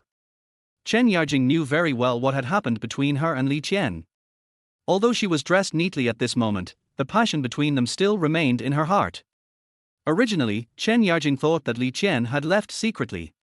Although she felt a little disappointed, she also knew that this was a good thing. The two of them should just pretend that nothing had happened and remain friends in the future. But not long after she woke up, Li Qian came back. Li Qian was fine during this meeting, as he was thick-skinned enough. But Chen Yarjing was embarrassed. Well, I'll go back first. After saying that, Chen Yarjing walked down from the sofa holding the blanket. Indeed, she now lacks the courage to see Li Qian. But just as she was about to close the door, Li Qian's hand reached out. Sister Yarjing, I just met Yuhan. The reason why Li Qian knew this name was that he saw it on the man's ID. Upon hearing the name, Chen Yarjing trembled all over. How could you? He was just at the door, trying to come in when you fell asleep, but I saw him. Li Qian did not hide anything, that was the fact. When she heard that Li Qian had run into Yuhan, Chen Yarjing immediately asked, "Did he do anything to you?" "It's my fault. I shouldn't have let you come here." It was the first time that Chen Yarjing saw Li Qian so calm. She thought that he had suffered a loss at the hands of Yuhan, so there was some worry in her words. But Li Qian suddenly laughed after hearing it. "Sister Yarjing, can I ask you a question? Do you care more about me or him?" Li Qian's question was completely shameless, and Chen Yarjing felt even more embarrassed after hearing it. However, thinking about the changes in her relationship with Yuhan, she suddenly realized that she was subconsciously more inclined towards Li Qian. "Do you want to know the story between him and me?" Chen Yarjing was silent for a moment, and suddenly said something in a low voice. Half an hour later, Li Qian and Chen Yarjing sat on the edge of the bed, and Li Qian finally knew the relationship between Chen Yarjing and Wan Yuan. The two are indeed a couple, and the main reason is a cliched story of a hero saving a beauty. Wan Yuan was handsome and had good fighting skills, so naturally he won Chen Yarjing's favor.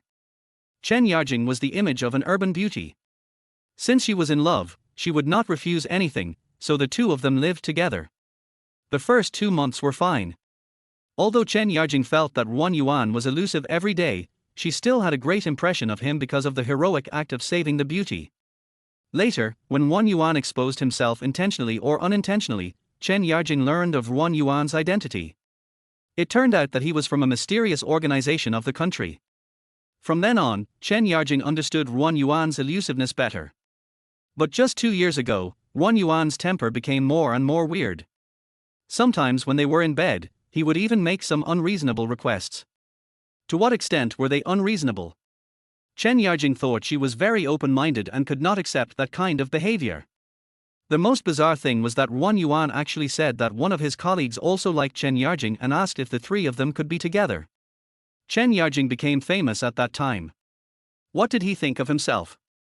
From then on, Chen Yarjing began to refuse any request from Wan Yuan and even locked her bedroom door when she went to sleep. But Wan Yuan is a man after all, and he has excellent fighting skills. He forced Chen Yarjing several times in the past 2 years, until Chen Yarjing couldn't bear it anymore and broke up. What Chen Yarjing didn't expect was that Wan Yuan agreed so readily, but it was also a relief for Chen Yarjing. But just one day after they broke up, Wan Yuan actually called her to tell her something, right when she was at work. Wan Yuan said that he had a memory card with him, which contained videos of all the private things that happened between him and Chen Yarjing over the past few years, as well as many photos. Chen Yarjing didn't expect Wan Yuan to be so perverted. Wan Yuan had only one request, which was to play with him and one of his colleagues for a night. Although Chen Yarjing was not conservative, she would never allow such things to be leaked to the outside world. So she was struggling internally. This was the first time that her work was affected by her emotional affairs. She kept drinking, and when she was drunk, she saw Li Qian, who was so caring to her, and finally couldn't help but release all her recent depression. After hearing this, Li Qian felt a little annoyed. He didn't even think of searching Wan Yuan's body before leaving. He didn't know if he would be able to make it in time if he went now. Li Qian reached out and stroked Chen Yarjing's hair. After saying this, Chen Yarjing's mood had fallen to the lowest point. "Sister Yarjing, don't be sad. I promise you that Wan Yuan will never threaten you again. I will help you get those things back, okay?" Li Qian had never made a promise to anyone before, but today, even though he was not sure, he agreed. However, Li Qian's words did not cheer up Chen Yarjing. Instead, she looked at Li Qian with a wry smile and said, "No need. Wan Yuan is not someone you can mess with. My impulsiveness has already caused you trouble. I can handle this matter myself. Wan Yuan is from a mysterious national department. A commoner like Li Qian is no match for him. Sister Yarjing, wait for me for a moment, I'll go out and find those things for you now." Li Qian did not give Chen Yarjing a chance to refuse and ran directly outside. Even though Chen Yarjing called him for a long time from behind, he did not look back. Isn't it just a dragon soul? Even if he kills all the people of Dragon Soul, Li Qian will find that thing. Chapter 21. You must give me what I want. Boss, the scene has been fully surveyed. This is all the information we have collected. In a basement somewhere in Jiangsu, more than a dozen people were busy coming and going. Many of them were seen wearing white gloves and holding transparent plastic bags in their hands. Yuhan rushed to Jiangsu almost as soon as possible, and she even used a helicopter for this purpose. But when she got here, the scene before her shocked her. Everyone died, and their deaths were extremely tragic. 6 of them were holding weapons, but they were all killed by a mysterious force without firing a single shot. The 6 men died in the same way, with their ribs broken and their hearts exploding. The remaining people had their arms torn off, their necks twisted, and their abdomens pierced, with their internal organs spilling all over the floor. Yuhan had no idea how long it had been since she had seen such a brutal scene. Even when she had followed the organization to the African battlefield that year, it was still far less shocking than today's. Looking at the things in her hand, Yuhan felt a headache.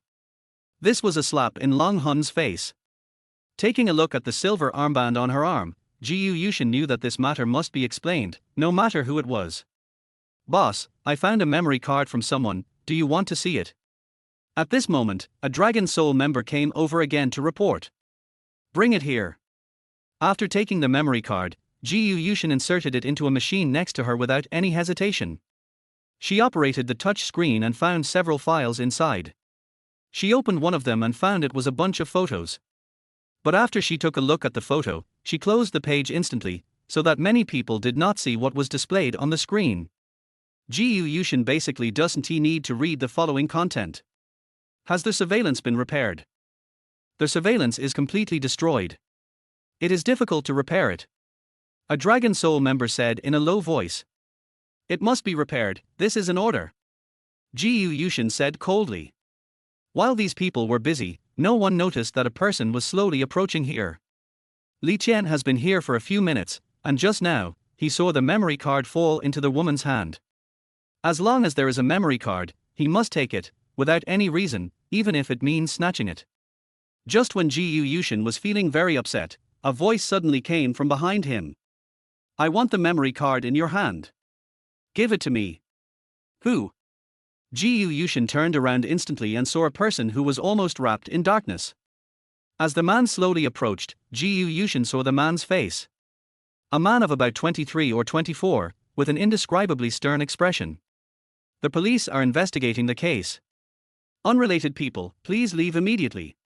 Ji Yushin didn't hear clearly what Li Qian said, and thought he was just a passerby who came here unintentionally, so she said that irrelevant people should leave. When they usually do things, they always use the name of the police.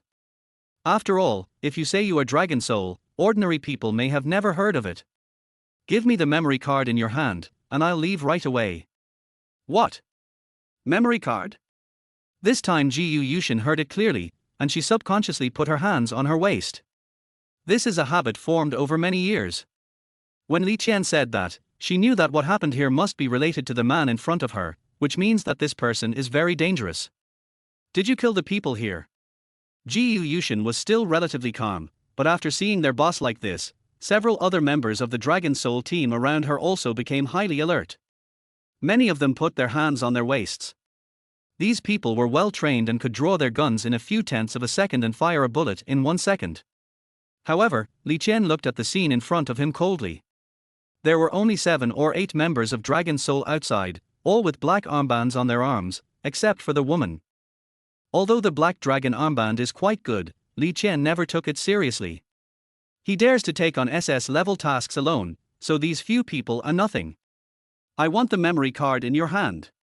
Li Qian did not admit it, but after he said this, it was no different from admitting it. Ji Yushin wondered if she was hallucinating. It was the first time she heard someone threatening Dragon Soul. The man who killed Dragon Soul actually came here to threaten me. How arrogant is this man? After quietly winking at a few of his men, Ji Yushin continued calmly, if you want me to give it to you, wouldn't that make me lose face? You must give me what I want. How much is your face worth? Ji Yushin was choked by the ruthless counterattack and was speechless. Prepare. Suddenly, Ji Yushin shouted, and then she heard 7 or 8 people pulling out guns from their waists at the same time. These people loaded the guns and fired without any hesitation, all within 1 second. Ji Yushin no longer wanted to waste time with this man and wanted to resolve the issue first, because she always had a sense of danger in her heart, and that feeling came from the man in front of her. Swoosh, swoosh, swoosh. The sound of a pistol equipped with a silencer was not very loud, but after more than a dozen shots were fired in succession, the scene in front of them left everyone dumbfounded. The man disappeared from the spot almost instantly, and was replaced by his boss, who was actually caught by the other party. Li Qian tightly pinched Ji Yushin's neck with his right hand, showing no mercy at all because she was a beauty. Ji Yushin's face turned red at this moment, but she was horrified in her heart. The owner of the Silver Dragon armband and a core member of Dragon Soul was completely unable to fight back and was captured alive. Just now, Ji Yushin didn't even see how the man came over. If Ji Yushin had come here an hour ago, there is no doubt that Li Qian would have broken her neck. However, this time Li Qian was not overly stimulated and did not go into a rampage. Naturally, he had no intention of killing these people.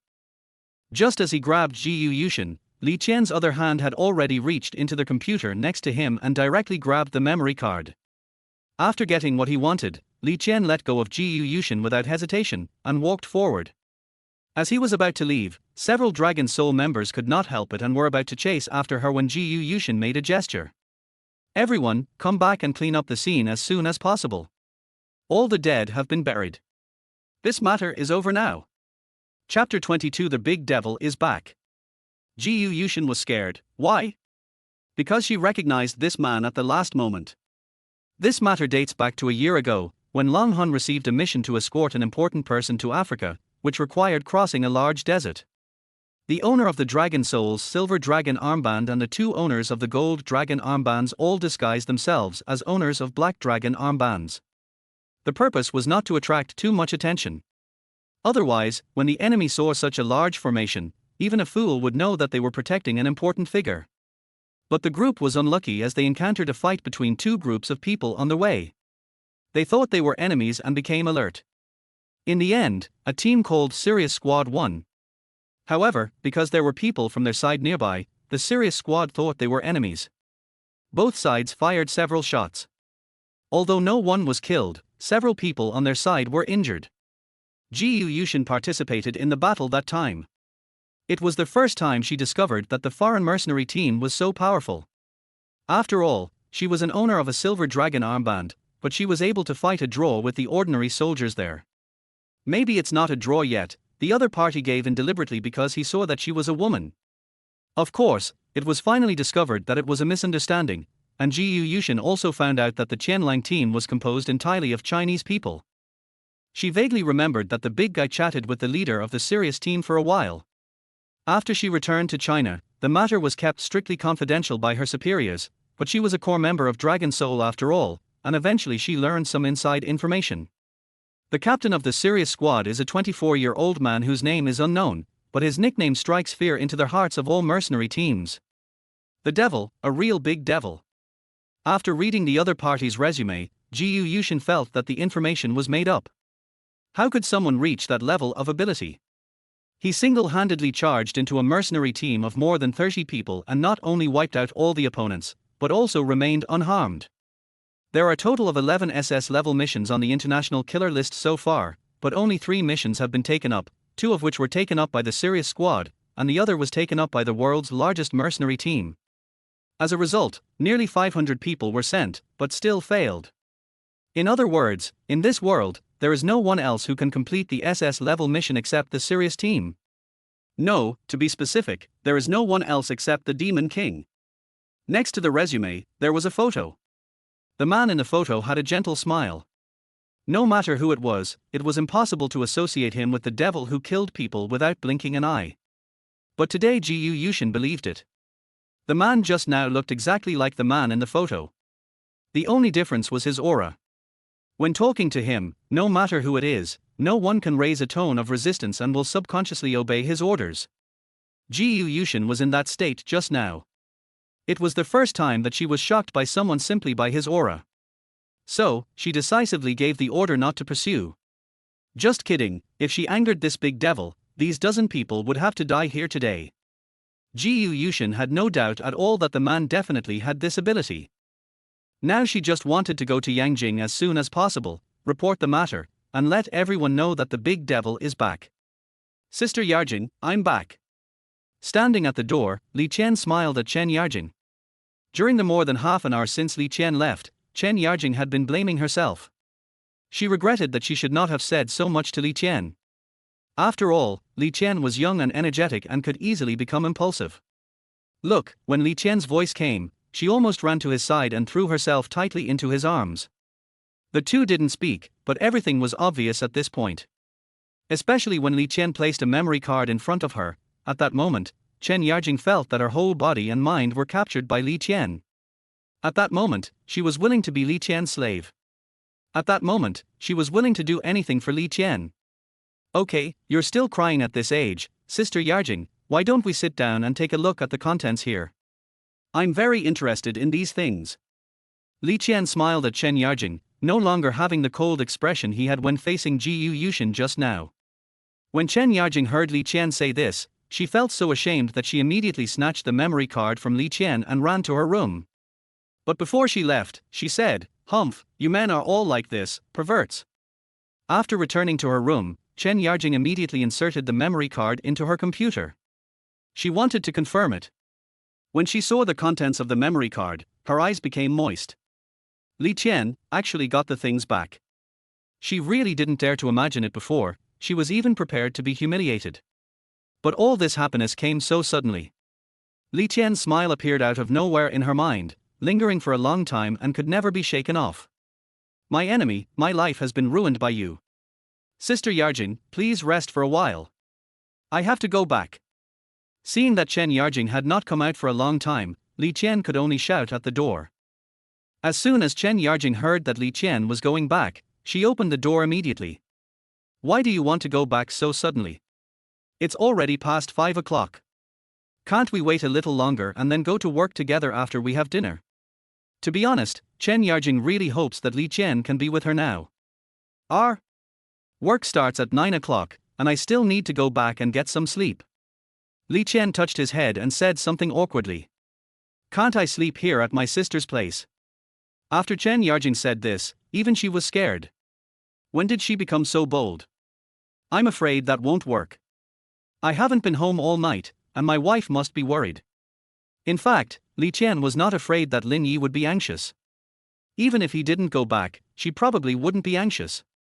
It's just that he felt a little awkward here now. After all, he and Chen Yarjing were a single man and a single woman. After hearing Li Qian's words, Chen Yarjing's face suddenly turned pale. "Are you married?" Chapter 23 Meddlesome. After hearing Li Qian say that he was already married, Chen Yarjing let him go. At this time, Li Qian did not explain too much. He let Chen Yarjing run to her room and slammed the door shut. It was almost dawn. After Li Qian left the apartment, he headed towards the villa immediately. At his speed, it would take him about 15 minutes to get there. It wasn't too far, but it wasn't close either. What happened that night changed Li Qian. In the past, he could pretend to be the son of the Li family and act crazy and stupid outside, eating and drinking for free. But after what happened last night, his identity could no longer be hidden. Although it was not known to everyone, some important people would still know it. After Li Qian returned to China, he had always done a good job of keeping secrets. If the memory card incident had not happened last night, Li Qian would have been able to erase all traces. However, things eventually developed in a direction he had not expected. Li Qian still had some vague impression of the woman he caught, as if he had seen her a year ago. When Li Qian returned to the villa, the first thing he saw was Lin Yi sitting in the living room eating breakfast. "It's only 5:30, how can she get up so early?" Lin Yi was wearing a sports outfit today. She lacked maturity but had the gentleness of a girl next door. But after she started speaking, that so-called gentleness disappeared instantly. "Auntie Wang, I'm done eating. I'm going out for a while." Still cold, it formed a sharp contrast with Li Qian's feeling just now. Lin Yi pulled up the hat on the back and put it on his head, then walked outside. When she passed by Li Qian, she didn't even look at him twice. As they passed each other, Li Qian didn't know what he felt at that moment. Sure enough, after what happened yesterday, the two returned to the scene of their first day of marriage. "You see, I don't have any feelings for you, and I don't have any thoughts about you." "Good morning, Madam Wang." After coming in, Li Qian greeted. "Good morning, uncle." Aunt Wang still spoke to Li Qian with a smile on her face. Even though she waited for him until 12 o'clock last night, Wang Ma never complained. This is a nanny's duty, and complaining to the owner is never a good thing. "Son-in-law, would you like to have some breakfast?" "I'll make some for you." Mother Wang didn't know that Li Qian would come back at this time, so she did less. "It's okay. I won't eat. I haven't rested all night. I'm going to sleep first. When I get up around 8 o'clock, I can go out and eat something by myself." Li Qian really didn't want to eat anything now. What happened a few hours ago made him feel uncomfortable. He had been living a dull life for more than 10 days, and when he suddenly saw blood, he even felt like vomiting. Because of this, he secretly laughed at himself. This was not the emotion a demon king should have. "By the way, what is she doing up so early?" Before going up the stairs, Li Qian turned around and asked. "Son-in-law, maybe you don't know, today is the anniversary of the young lady's grandfather's death. Every year on this day, she would get up very early and run over there from home. Death anniversary. After hearing this, Li Qian suddenly felt touched. He was a child that neither his parents wanted. Perhaps there were only two people who treated him well, one was his grandfather, and the other was his aunt. At this moment, Li Qian felt that he was no longer sleepy. After asking Wang Ma about the location of the cemetery, he immediately started running towards there. The distance is not very far, otherwise Lin Yi would not choose to walk. It is obvious that this cemetery is specially prepared for the rich. The surrounding environment is particularly good, and there are special maintenance staff. Li Qian could see Lin Yi's lonely figure from a long distance. After all, it was impossible for there to be anyone in the cemetery at such an early time. The morning breeze was cool. Li Qian stood not far away, watching the scene in front of him. Lin Yi didn't bring much, just a fruit basket and a bouquet of flowers, which were obviously prepared yesterday. At this moment, she was squatting slightly in front of the tombstone, her eyes extremely clear. "Grandpa, Xiaoyi is here to see you again. Are you doing well over there?" Lin Yi was talking to herself, perhaps only here, at this moment, would she reveal the softest part of her heart. "I have good news for you, Grandpa. Xiaoyi is married. My husband is a very good man and loves Xiaoyi very much. It's a pity that it's too early today and he is still sleeping. Otherwise, Xiaoyi would definitely bring him to meet you. Now that Xiaoyi has grown up, Grandpa no longer needs to come to see me secretly and give me gifts." Thinking about it now, Xiaoyi still feels that she was so happy when she was a child. "I think my husband must have been given to Xiaoyi by Grandpa, right?" Grandpa was afraid that Xiaoyi would be lonely and bullied. Lin Yi's voice was very soft, but Li Qian heard everything in his heart. The relationship between him and Lin Yi was definitely not what he had told her. Even Li Qian had never heard Lin Yi call him husband so naturally. But since Lin Yi said so, Li Qian would not expose it. After waiting for about half an hour, Lin Yi seemed to have vented his emotions and was ready to leave. Lin Yi knew very well that today was her grandfather's death anniversary, so her mother would definitely come here as well. She didn't want to run into others, so she had to come very early every day. But just as she was about to leave, she saw a figure beside her. The man had a smile on his face and was staring at her. Lin Yi felt a little guilty when she saw the man, but she thought that they were probably very far away from each other, and she spoke in a low voice, so no one should hear her. So, Lin Yi walked towards Li Qian with this thought in mind. Well, she had no intention of talking to Li Qian, but this road was the only way she had to take. "But, wife, what you just said is so true. It turns out that I have so many advantages. As expected, you are the only one in the world who understands me. Even I don't understand myself." Li Qian chuckled, without noticing that Lin Yi's face had already turned dark. This was the case on the surface, but Lin Yi was still very embarrassed in her heart. She didn't expect that what she just said was heard by him. "Have a finger in the pie." In the end, Lin Yi gritted her teeth and said these four words. Does this have anything to do with meddling?" Li Qian was a little confused by what Lin Yi said. In fact, Lin Yi just wanted to ease the embarrassment. With her personality, how could she give in front of Li Qian? So she could only say that Li Qian was meddling in other people's business. "Who told you to come here for no reason?" Lin Yi didn't answer and just walked past Li Qian. Li Qian felt helpless when he saw this, but it was not in his character to give in so soon. So he immediately ran over and put his arm around Lin Yi's shoulders from behind. "Well, that's it. Since we are husband and wife, it's okay to take a walk together. Yes, just don't move your shoulders. I'll do it. Why are you walking out all the time? Towards me, yes. Chapter 24. Keep your distance. Lin Yi was like a child, so nervous that she didn't even know where to put her hands. It was also today that Li Qian discovered another side of Lin Yi. Of course, Li Qian didn't do anything excessive. He just put his arm around her shoulders. If he did something else, there was no doubt that Lin Yi would get angry on the spot. The two walked for 5 or 6 minutes before Lin Yi finally did as Li Qian said, and they walked side by side, with Li Qian gently holding her shoulders from behind. Lin Yixio frowned slightly. There was one thing she couldn't understand, which was why men and women liked this. But when Li Qian placed his warm hands on her shoulders, she gradually understood something. It gives people an indescribable feeling, which may be what others call a sense of security. The two of them really didn't have much in common, so after the first few minutes, there was only silence between them. After walking for a while, Lin Yi seemed to have thought of something, and said while looking ahead, "If you don't come back at night, can you give Aunt Wan a call? She is old, and it's not good for her to keep waiting for you." After hearing Lin Yi's words, Li Qian was a little puzzled. Could it be that? Thinking of this, Li Qian felt a little guilty. At this time, Lin Yi continued, "If you don't want to, it doesn't matter. I'm just making a suggestion." Lin Yi knew very well that she had no right to make any suggestions on Li Qian's life, just as Li Qian had no right to speak over her. Moreover, Li Qian is the eldest son of the Li family. It is not a big deal to let a nanny wait for meals. Lin Yi doesn't want Li Qian to have other ideas because of these trivial matters. I see. I was inconsiderate last night and I didn't remember Wang Ma's phone number. How about this? I'll apologize to Wang Ma when I get back. How about that?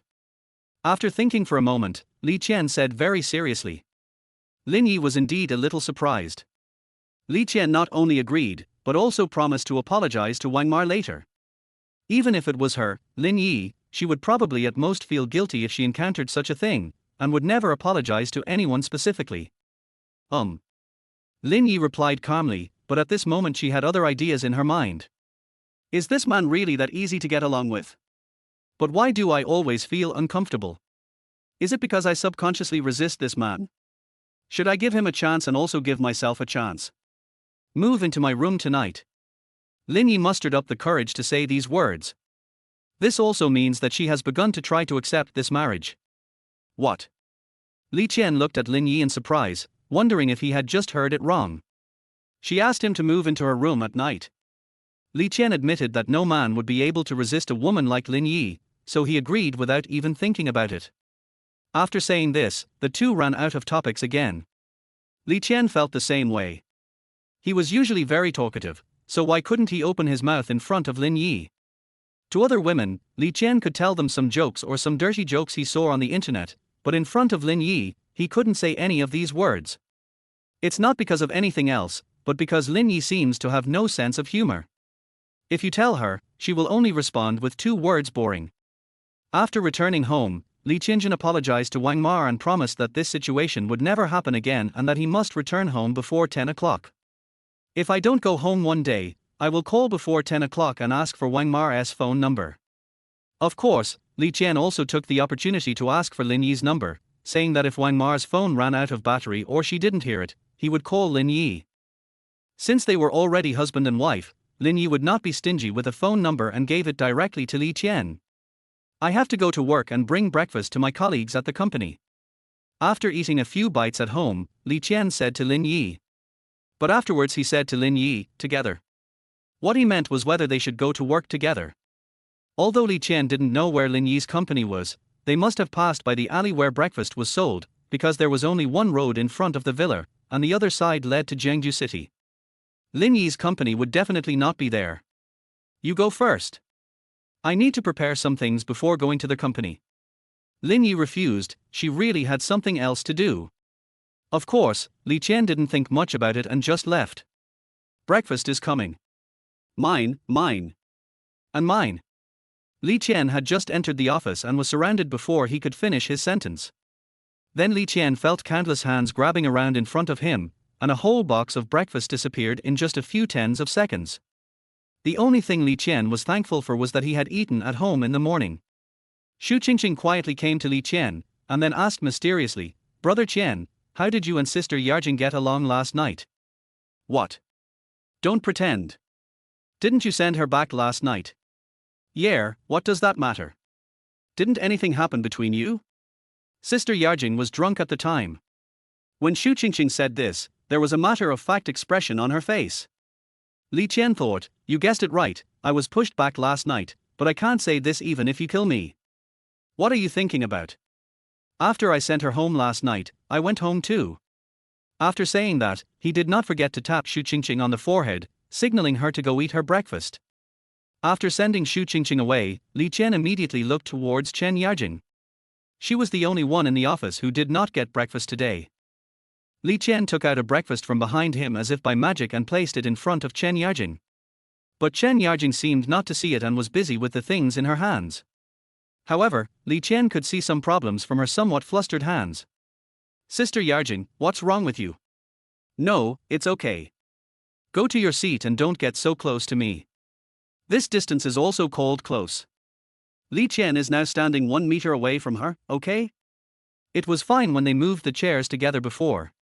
Sister Yarjing, don't you want to see me? What happened last night? Nothing happened last night. You sent me home and then left. Let's keep our distance from now on, okay? Chapter 25 An accident in the restaurant.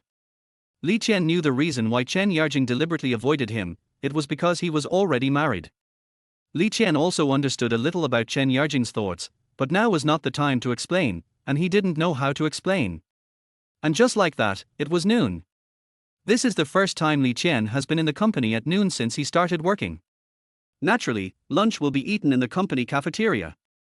After all, Allure International is a large company with hundreds of employees, so it must have a restaurant, and it's not a small one. The restaurant covers an area of more than 200 square meters, which is half the area of a floor of Hongmao building. The restaurant offers dishes of various flavors, and at mealtime, the entire restaurant is crowded with people coming and going. Meals are free, just come with your work ID. It has to be said that Li Qian has been to restaurants in many places, and the restaurant at Qingcheng International seems to him to be the most tasteful.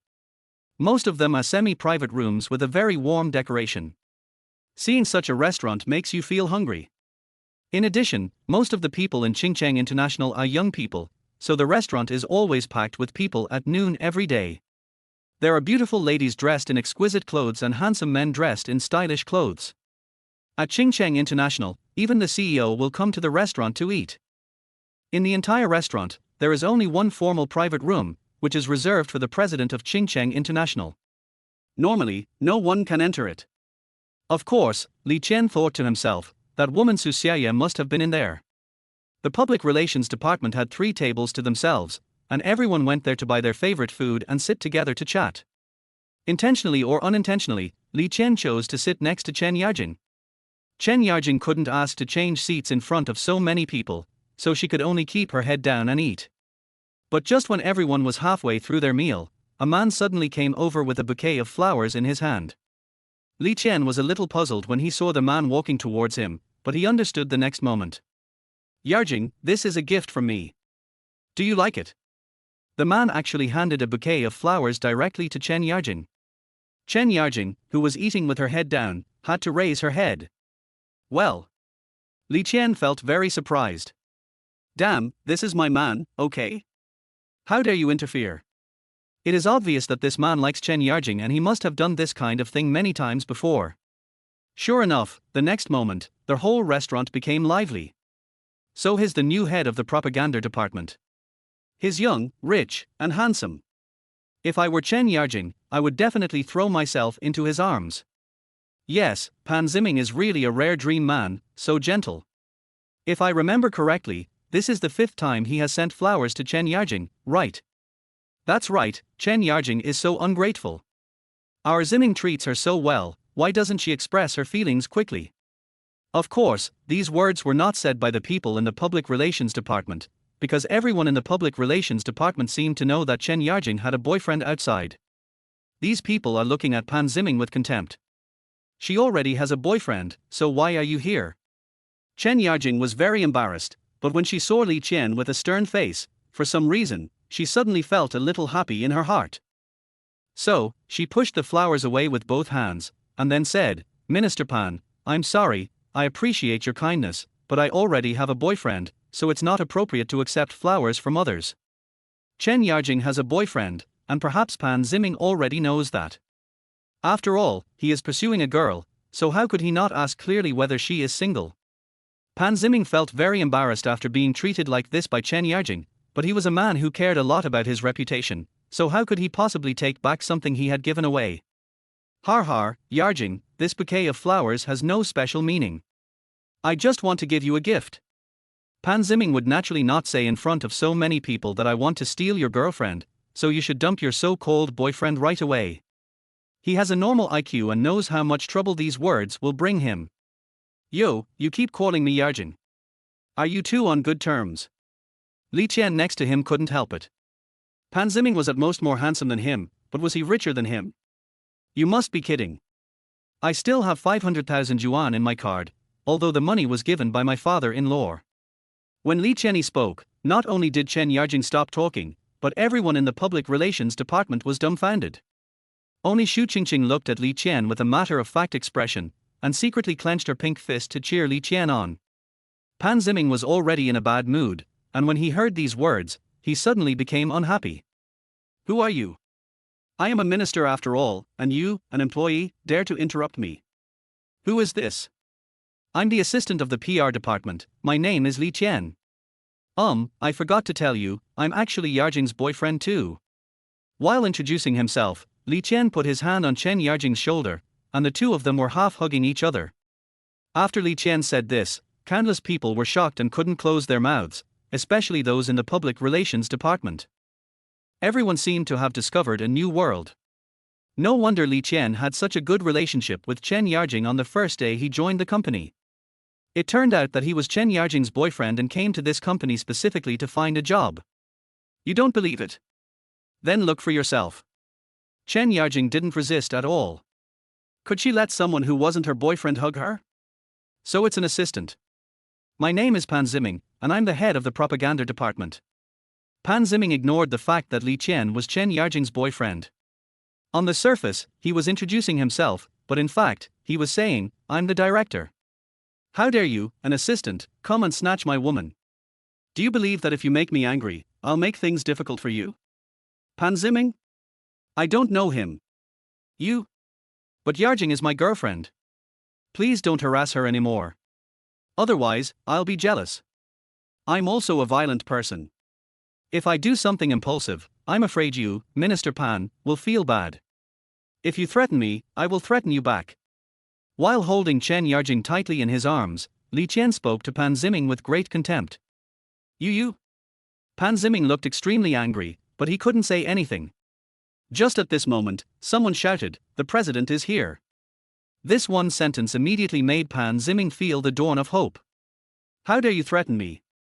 Well, wait for me to tell the president and see if you can still survive in the company. Chapter 26. Is she your girlfriend? As usual, Lin Yi waited until most of the restaurant staff had finished eating before approaching the restaurant. She likes to eat by herself in the private room and doesn't want to make the employees feel restrained because of her. But when she came today, she found that the entire restaurant was extremely crowded. Normally, most people should have left by now. Just at this moment, a man walked towards her. She knew this man, who was the newly promoted director of the propaganda department. He was very capable and had good personal abilities at a young age. Lin Yi planned to train him. Pan Ziming came to Lin Yi and immediately became cautious. Even though Lin Yi was extremely beautiful, no man in the entire company dared to blaspheme the president. Some people didn't believe it and thought they could attract the president's attention, but the next day they heard that he was fired.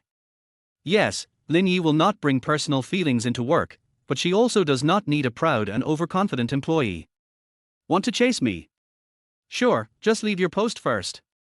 It is precisely because of this that basically no one dares to have any ideas about Lin Yi, especially the company's employees. Are you kidding? You lose your job if you say something wrong. Are there such stupid people in the world? President. Well, what's going on? Why is the restaurant so noisy? Lin Yi asked with a frown. When Pan Ziming saw this, he was delighted, knowing that his CEO was angry. Boss, this is what happened. An assistant from the PR department threatened to beat me up. The words were not finished, but the effect was maximized. Lin Yi frowned even more after hearing this. An assistant threatened the director. How could such a person enter the company? Go and have a look. Li Qian was comforting Chen Yarjing, telling her not to worry, that he would not be afraid even if the president came. Chen Yarjing didn't say anything on the surface, but she was deeply moved in her heart. Just at this moment, a voice came from the side. President, it's him.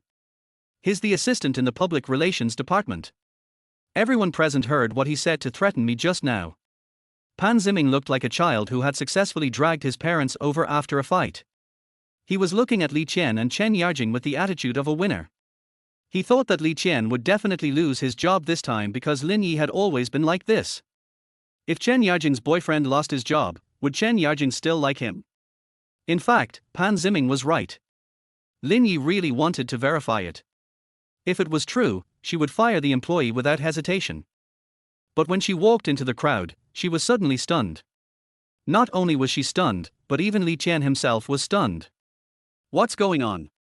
Why is she here? Could it be that he found out where I work and wanted to force me to work as a security guard there? Just as the two were silent, Chen Yarjing saw her president coming and hurried over. She wanted to explain that Li Qian had argued with Pan Ziming because of her, and hoped that the president could forgive him this time. After all, their current jobs are very good, and it would be a pity to lose them. Boss, my boyfriend Li Qian had an argument with Minister Pan because of me. Minister Pan kept sending me flowers, and my boyfriend got jealous, so. As soon as Chen Yarjing finished speaking, she felt as if the air around her was solidifying. Li Qian was really embarrassed at this time. When he heard Chen Yarjing calling Lin Yi president, he suddenly understood. Damn, the job I worked so hard to find turns out to be in my wife's company. Also, what's going on? Saying that another woman is your girlfriend in front of your wife. Oh my god, Li Qian felt that he must not have checked the almanac before going out today. How could these two completely unrelated things happen to him? What should I say next? Looking at Lin Yi's attitude, she will definitely make a scene when she gets home. Admit that he is Chen Yarjing's boyfriend. Then he is done. Don't admit it. Then Chen Yarjing would be sad, and I would still be finished. No matter how you look at it, it's a dead end. Even though Li Qian is a veteran, he is still confused at this moment and doesn't know how to explain it. She's your girlfriend. Lin Yi did not answer Chen Yarjing's question, but asked Li Qian instead. In one sentence, Li Qian was forced into a desperate situation. Finally, Li Qian gritted his teeth and made up his mind. Yes. When he said this word, Li Qian shouted in his heart, Yarjing, remember to burn some paper money for me during the festivals in the future. I have offended someone I shouldn't have offended. Sure enough, when Li Qian said this, he could clearly see Lin Yi's body tremble. Although she recovered quickly, I believe she must have felt bad at that moment. After all, even if she has no feelings for me, it still makes me seem shameless to say such things. Li Qian is very accurate in understanding a person's psychology. This is what Lin Yi was thinking at the moment. She felt it was ridiculous that her husband admitted in front of so many people that another woman was his girlfriend. Is there such a ridiculous thing in the world? Li Qian, it seems that this is your true self. Everything before was just an act. Minister Pan, Yarjing has a girlfriend, why are you still pestering her? Suddenly, Lin Yi changed the subject and pointed directly at Pan Ziming. Pan Ziming was dumbfounded. The script shouldn't T have been like this. Was T President Lin very angry and directly fired Li Qian? Boss, I don't know. Nonsense, CEO. He has known all along, but he still keeps pestering Yarjing. Today, Brother Chen couldn't stand it anymore, so he stepped forward and admitted his identity. In fact, Brother Chen and Sister Yarjing have been together for a long time. Xu Qingqing showed her loyal side at this time and decisively chose to stand on Chen Yarjing's side. Li Qian was so sad that he wanted to cry but had no tears. How come my brother has been with her for a long time? If you don't speak, no one will think you are dumb. Xu Qingqing's words became the turning point of the whole incident. Lin Yi looked at the reactions of everyone in the public relations department and guessed about 70% of it. Minister Pan, go back and write a report for me. Report? What report? It must be a resignation report. Lin Yi really doesn't like people who try to poach someone even though they know the other person has a boyfriend. Even if you have the ability, people with this kind of character are not worthy of joining the company. Boss, You two, come with me to the office. Lin Yi ignored Pan Ziming's words, turned around and said something to Li Qian and Chen Yarjing. Chapter 27 Lin Yi's Ultimatum. Li Qian and Chen Yarjing looked at each other. It was obvious that Chen Yarjing didn't quite understand what Lin Yi said, but Li Qian knew it very well. My trouble is coming, and I don't know if I can get out of it alive. As for Pan Ziming, an employee who had been dismissed by the president, no one would be around him anymore, so he could only leave in disgrace. However, before leaving, he gave Li Qian a very vicious look, but Li Qian did not take it to heart. Well, this kind of person is not qualified. Let's go. The president must still be angry. When you get there, be nicer and explain yourself carefully. I guess the president won't make things difficult for you. Chen Yarjing was still persuading Li Qian. Xu Qingqing's reaction was more direct. When she heard that the president did not punish Li Qian but fired Pan Ziming instead, she immediately jumped up and exclaimed that the president was wise. Smart? Smartass, I'm her husband, you can't fire me.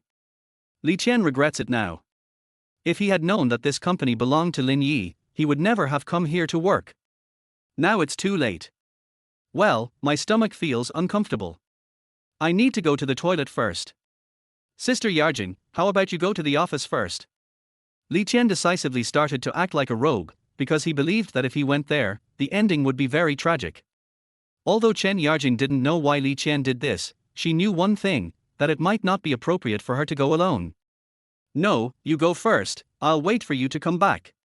Forget it, I suddenly don't want to go. You still don't want to go with someone like this?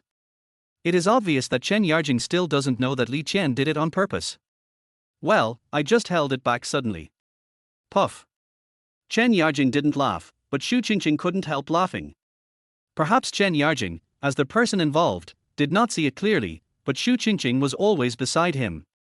She could see Li Qian's daze at the moment when he saw Lin Yi, and Li Qian's obviously perfunctory expression just now. What are you laughing at? Go to the office and work. Chen Yarjing said something angrily and scolded Xu Qingqing away. In fact, she was quite happy about Xu Qingqing's impulsiveness just now. At least those who dared to stand up at that time were all true friends. Li Qian had already prepared for various ways of dying, but when the two of them arrived at Lin Yi's office, Lin Yi acted as if nothing had happened. Lin Yi began to apologize to Chen Yarjing, saying that the company did not pass the assessment when recruiting, and allowed people with such character to join in, causing trouble to her life. Then he revealed, intentionally or unintentionally, that the position of propaganda minister was currently vacant and that Chen Yarjing had performed well. It is obvious that he wants to support Chen Yarjing to this position after a period of time. Li Qian felt a little dizzy. Why didn't Lin Yi retaliate, but instead wanted to give Chen Yarjing a promotion and a raise? The script was wrong. There must be something wrong with the way he opened it. But suddenly, Li Qian seemed to think of something. He glanced at Lin Yi, whose expression remained unchanged for thousands of years, and sighed, women are all scheming bitches. Lin Yi did this probably for only one purpose, and that is to transfer Chen Yarjing out of the public relations department. Chen Yarjing obviously saw it, but she couldn't say anything because on the surface this matter was very beneficial to her. But Chen Yarjing was also a little puzzled. Even though Lin Yi was a little angry with Li Qian, she would not be transferred out of the public relations department. Was it wrong for her to be with her boyfriend? Maybe she would be more efficient this way. But she obviously didn't know the most important question: is Li Qian his boyfriend? Even if he is, Lin Yi is still his wife. From beginning to end, Lin Yi did not say a single word to Li Qian. After she finished her concern, Lin Yi asked Chen Yarjing to go back to work. When Li Qian was about to breathe a sigh of relief, Lin Yi suddenly said, Li Qian, stay. I have something to ask you about our company's products. There is only one man in the public relations department. Lin Yi heard Su Xiaoye talk about this matter a few days ago. There is no doubt that the one who gave suggestions to the company must be Li Qian. Well, Li Qian originally wanted to say that he really didn't have any suggestions, and that everything he said before was nonsense. But Chen Yarjing gave him a look, which seemed to encourage him to perform well. Big sister, you are sending me into a dangerous situation. Chen Yarjing really thought so, so she hurried out and did not forget to close the office door before leaving. Okay, I'll face it alone and see what you can do to me. Turning around, he looked at Lin Yi. I don't know when, Lin Yi had already opened the information at hand and started reading it. This person doesn't look like a problematic person at all. Should you explain this to me? Lin Yi lowered her head and looked at the documents, and suddenly said something. Here it comes, it's here as expected. Li Qian thought to himself that if he couldn't explain this matter clearly, Lin Yi would kill herself with a knife in the office. After all, if this matter got out, she would probably lose face. That. Li Qian also came to Lin Yi, but after thinking for a long time, he didn't know how to say it. Honey, are your shoulders sore? Can I rub them for you? Li Qian immediately changed his expression. How could he describe that face? A villain, a very villain. Lin Yi didn't react until she felt a pair of hands on her shoulders. She really felt that Li Qian was too good at playing rogue and she couldn't even vent her anger. Well, this massage technique is still okay. I'm a little tired after working for a whole morning. Li Qian saw Lin Yi starting to enjoy herself and secretly said, that was a close call. Fortunately, he was smart and managed to divert Lin Yi's attention. Although this is a bit tiring, it's nothing. However, after Li Qian had been massaging for more than 10 minutes, Lin Yi suddenly said, Li Qian, you are quite capable. You found a girlfriend outside without making any noise. If someone else said this, it would definitely be a compliment to you, but if your wife said it, huh? Lin Yi brought up the matter again, and Li Qian shouted that it was unfair. I have been serving you for more than 10 minutes just now. Didn't we say that this matter is over? How could you do this? That's fine. Li Qian responded very awkwardly. Not bad. How can this be called not bad? This is simply too good. Lin Yi said it calmly, but her tone was full of sarcasm.